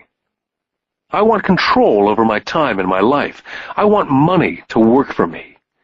Those are deep-seated emotional reasons. What are yours? As I said, I wish I could say it was easy. It wasn't. But it wasn't hard either. But without a strong reason or purpose, anything in life is hard. Step number 2. I choose daily. The power of choice. That is the main reason people want to live in a free country. We want the power to choose. Financially, with every dollar we get in our hands, we hold the power to choose our future to be rich, poor, or middle class. Our spending habits reflect who we are. Poor people simply have poor spending habits. Most people choose not to be rich. For 90% of the population, being rich is too much of a hassle. So they invent sayings that go, I'm not interested in money, or I'll never be rich, or I don't have to worry, I'm still young, or when I make some money, then I'll think about my future, or my husband, wife handles the finances. The problem with those statements is they rob the person who chooses to think such thoughts of two things. One is time, which is your most precious asset, and 2 is learning. Just because you have no money, it shouldn't be an excuse to not learn. But that is a choice we all make daily, the choice of what we do with our time, our money, and what we put in our heads. That is the power of choice. All of us have choice. I just choose to be rich, and I make that choice every day. Step number 3. Choose friends carefully. First of all, I do not choose my friends by their financial statements. I have friends who have actually taken the vow of poverty, as well as friends who earn millions every year. The point is, I learn from all of them, and I consciously make the effort to learn from them. But there's one distinction that I'd like to point out. I've noticed that my friends with money talk about money, and I do not mean brag. They're interested in the subject, so I learn from them and they learn from me. My friends whom I know are in dire straits financially do not like talking about money, business, or investing. They often think it rude. So I also learn from my friends who struggle financially. I find out what not to do. Step number 4. Master a formula and then learn a new one. In order to make bread, Every baker follows a recipe, even if it's only held in their head. The same is true for making money. That's why money is often called dough. When it comes to money, the masses generally have one basic formula they learned in school, and that is work for money. The formula I see that is predominant in the world is that every day millions of people get up and go to work, earn money, pay bills, balance checkbooks, buy some mutual funds, and go back to work. That is the basic formula or recipe. If you're tired of what you're doing or you're not making enough, it's simply a case of changing the formula via which you make money. Years ago, when I was 26, I took a weekend class called How to Buy Real Estate Foreclosures. I learned a formula. The next trick was to have the discipline to actually put into action what I had learned. That is where most people stop. For 3 years while working for Xerox, I spent my spare time learning to master the art of buying foreclosures. I've made several $1 million using that formula, but today it's too slow, and too many other people are doing it. So after I mastered that formula, I went in search of other formulas. For many of the classes, I did not use the information I learned directly, but I always learned something new. Step number 5. Pay yourself first. The power of self-discipline. If you cannot get control of yourself, do not try to get rich. You might first want to join the Marine Corps or some religious order, so you can get control of yourself. It makes no sense to invest, make money, and blow it. It's the lack of self-discipline that causes most lottery winners to go broke soon after winning millions. It's the lack of self-discipline that causes people who get a raise to immediately go out and buy a new car or take a cruise. It's difficult to say which of the 10 steps is the most important. But of all the steps, this step is probably the most difficult to master if it's not already a part of your makeup. I would venture to say that it's the lack of personal self-discipline that is the #1 delineating factor between the rich, poor, and middle class. I do not take the saying, "pay yourself first," lightly. The Richest Man in Babylon by George Clason is where the statement, "pay yourself first," comes from. Millions of copies have been sold. But while millions of people freely repeat that powerful statement, few follow the advice. For those who do follow it, their financial statement, income statement, and balance sheet shows income flowing into assets and assets supplying income. Each month, these people allocate money to their asset column before they pay their monthly expenses. Although millions of people have read Clason's book and understand the words "pay yourself first," in reality they pay themselves last. Now I can hear the howls from those of you who sincerely believe in paying your bills first. And I can hear all the responsible people who pay their bills on time. I'm not saying be irresponsible and not pay your bills. All I'm saying is do what the program says, which is pay yourself first. The reason I don't have high credit card debt and doodad debt is because I want to pay myself first. Although I pay my bills last, I am financially astute enough to not get into a tough financial situation. To ensure paying yourself first, don't get into large debt positions that you have to pay for. Keep your expenses low. Build up assets first. Then, buy the big house or a nice car. Being stuck in the rat race is not intelligent. And when you come up short, let the pressure build and don't dip into your savings or investments. Use the pressure to inspire your financial genius to come up with new ways of making more money and then pay your bills. You will have increased your ability to make more money as well as your financial intelligence. Step number 6. Pay your brokers well. I often see people posting a sign in front of their house that says, "For sale by owner." Or I see on TV today many people claiming to be discount brokers. My rich dad taught me to take the opposite tack. He believed in paying professionals well, and I have adopted that policy also. Today I have expensive attorneys, accountants, real estate brokers, and stockbrokers. Why? Because if, and I do mean if, the people are professionals, their services should make you money. And the more money they make, the more money I make. We live in an information age. Information is priceless. A good broker should provide you with information as well as take the time to educate you as to its meaning. Step number 7. Be an Indian giver. This is the power of getting something for nothing. When the first white settlers came to America, they were taken aback by a cultural practice some American Indians had. For example, if a settler was cold, the Indian would give the person a blanket. Mistaking it for a gift, the settler was often offended when the Indian asked for it back. The Indians also got upset when they realized the settlers did not want to give it back. That is where the term Indian giver came from. A simple cultural misunderstanding. In the world of the asset column, being an Indian giver is vital to wealth. The sophisticated investor's first question is, how fast do I get my money back? They also want to know what they get for free, also called a piece of the action.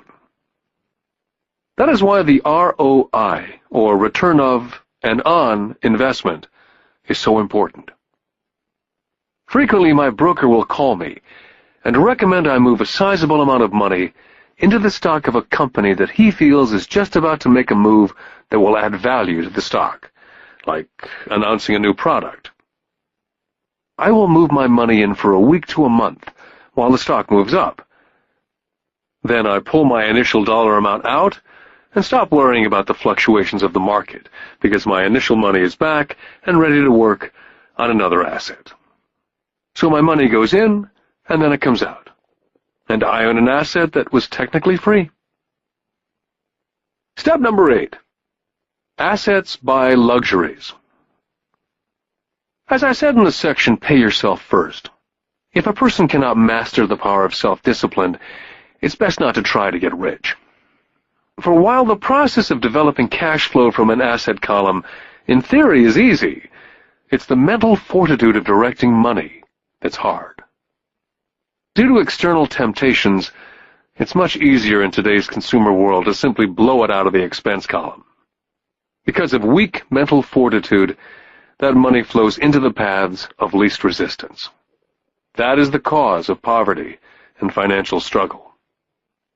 I love my luxuries as much as anyone else. The difference is, some people buy their luxuries on credit. It's the keep up with the Joneses trap. I use the income from my assets to buy my luxuries. When I wanted to buy a Porsche, the easy road would have been to call my banker and get a loan. Instead of choosing to focus in the liability column, I chose to focus in the asset column. As a habit, I used my desire to consume to inspire and motivate my financial genius to invest. Too often today, we focus on borrowing money to get the things we want, instead of focusing on creating money. One is easier in the short term, but harder in the long term. It's a bad habit that we as individuals and as a nation have gotten into. Remember, the easy road often becomes hard, and the hard road often becomes easy. The earlier you can train yourself and those you love to be masters of money, the better. Money is a powerful force. Unfortunately, people use the power of money against them. If your financial intelligence is low, money will run all over you. It will be smarter than you. If money is smarter than you will work for it all your life. Step number 9. The need for heroes. When I was a kid, I greatly admired Willie Mays, Hank Aaron, Yogi Berra. They were my heroes. As a kid playing Little League, I wanted to be just like them. I treasured their baseball cards. I wanted to know everything about them. I knew the stats, the RBI, the ERAs, their batting averages, how much they got paid, and how they came up from the minors. I wanted to know everything, because I wanted to be just like them. Every time, as a 9 or 10-year-old kid, when I stepped up to bat or played first base or catcher, it wasn't me. I was Yogi or Hank. It's one of the most powerful ways we learn that we often lose as adults. We lose our heroes. We lose our naivete. I have new heroes as I grow older. I have golf heroes such as Peter Jacobsen, Fred Couples, and Tiger Woods. I copy their swings and do my best to read everything I can about them. I also have heroes such as Donald Trump, Warren Buffett, Peter Lynch, George Soros, and Jim Rogers. In my older years, I know their stats, just like I knew the ERAs and RBI of my baseball heroes. I follow what Warren Buffett invests in, and read anything I can about his point of view on the market. I read Peter Lynch's book to understand how he chooses stocks. And I read about Donald Trump, trying to find out how he negotiates and puts deals together. Just as I was not me when I was up to bat, when I'm in the market or I'm negotiating a deal, I am subconsciously acting with the bravado of Trump. Or when analyzing a trend, I look at it as though Peter Lynch were doing it. By having heroes, we tap into a tremendous source of raw genius. But heroes do more than simply inspire us. Heroes make things look easy. It's the making it look easy that convinces us to want to be just like them. If they can do it, so can I. Step number 10. Teach and you shall receive. Both of my dads were teachers. My rich dad taught me a lesson I've carried all my life, and that was the necessity of being charitable or giving. My educated dad gave a lot by the way of time and knowledge, but almost never gave money. As I said, he usually said that he would give when he had some extra money. Of course, there was rarely any extra. My rich dad gave money as well as education. He believed firmly in tithing. If you want something, you first need to give, he would always say. When he was short of money, he simply gave money to his church or to his favorite charity. If I could leave one single idea with you, it's that idea. Whenever you feel short or in need of something, give what you want first, and it will come back in buckets. That's true for money, a smile, love, friendship.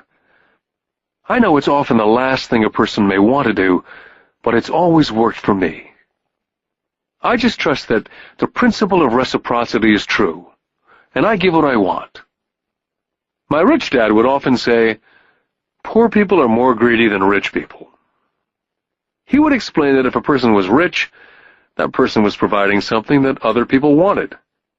In my life, over all these years, whenever I felt needy or short of money or short of help, I simply went out and found in my heart what I wanted and decided to give it first.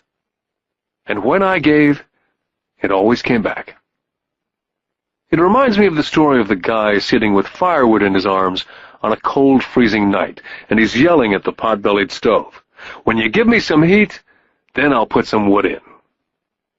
And when it comes to money, love, happiness, sales, and contacts, all one needs to remember is first to give what you want, and it will come back in droves. My poor dad taught teachers, and he became a master teacher.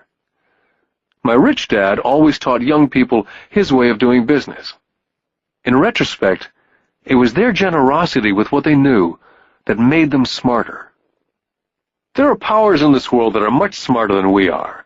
You can get there on your own, but it's easier with the help of the powers that be. All you need to be is generous with what you have, and the powers will be generous with you. Take action. All of you were given two great gifts, your mind and your time. It is up to you to do what you please with both. With each dollar bill that enters your hand, you and only you have the power to determine your destiny. Spend it foolishly, you choose to be poor. Spend it on liabilities, you join the middle class. Invest it in your mind and learn how to acquire assets, and you will be choosing wealth as your goal and your future. The choice is yours and only yours. With every day, with every dollar, you decide to be rich, poor, or middle class. Choose to share this knowledge with your children, and you choose to prepare them for the world that awaits. No one else will. You and your children's future will be determined by choices you make today, not tomorrow. This has been a Time Warner Audiobooks production of Rich Dad, Poor Dad, written by Robert Kiyosaki with Sharon L. Lecter, CPA, and read by Stephen Hoy, featuring an introduction by Robert Kiyosaki. Executive producer, Maya Thomas. Produced and directed by John Brunette. Text abridged by John Whitman. Text edited by William Whittington. Production coordinated by Daniel Metcalf.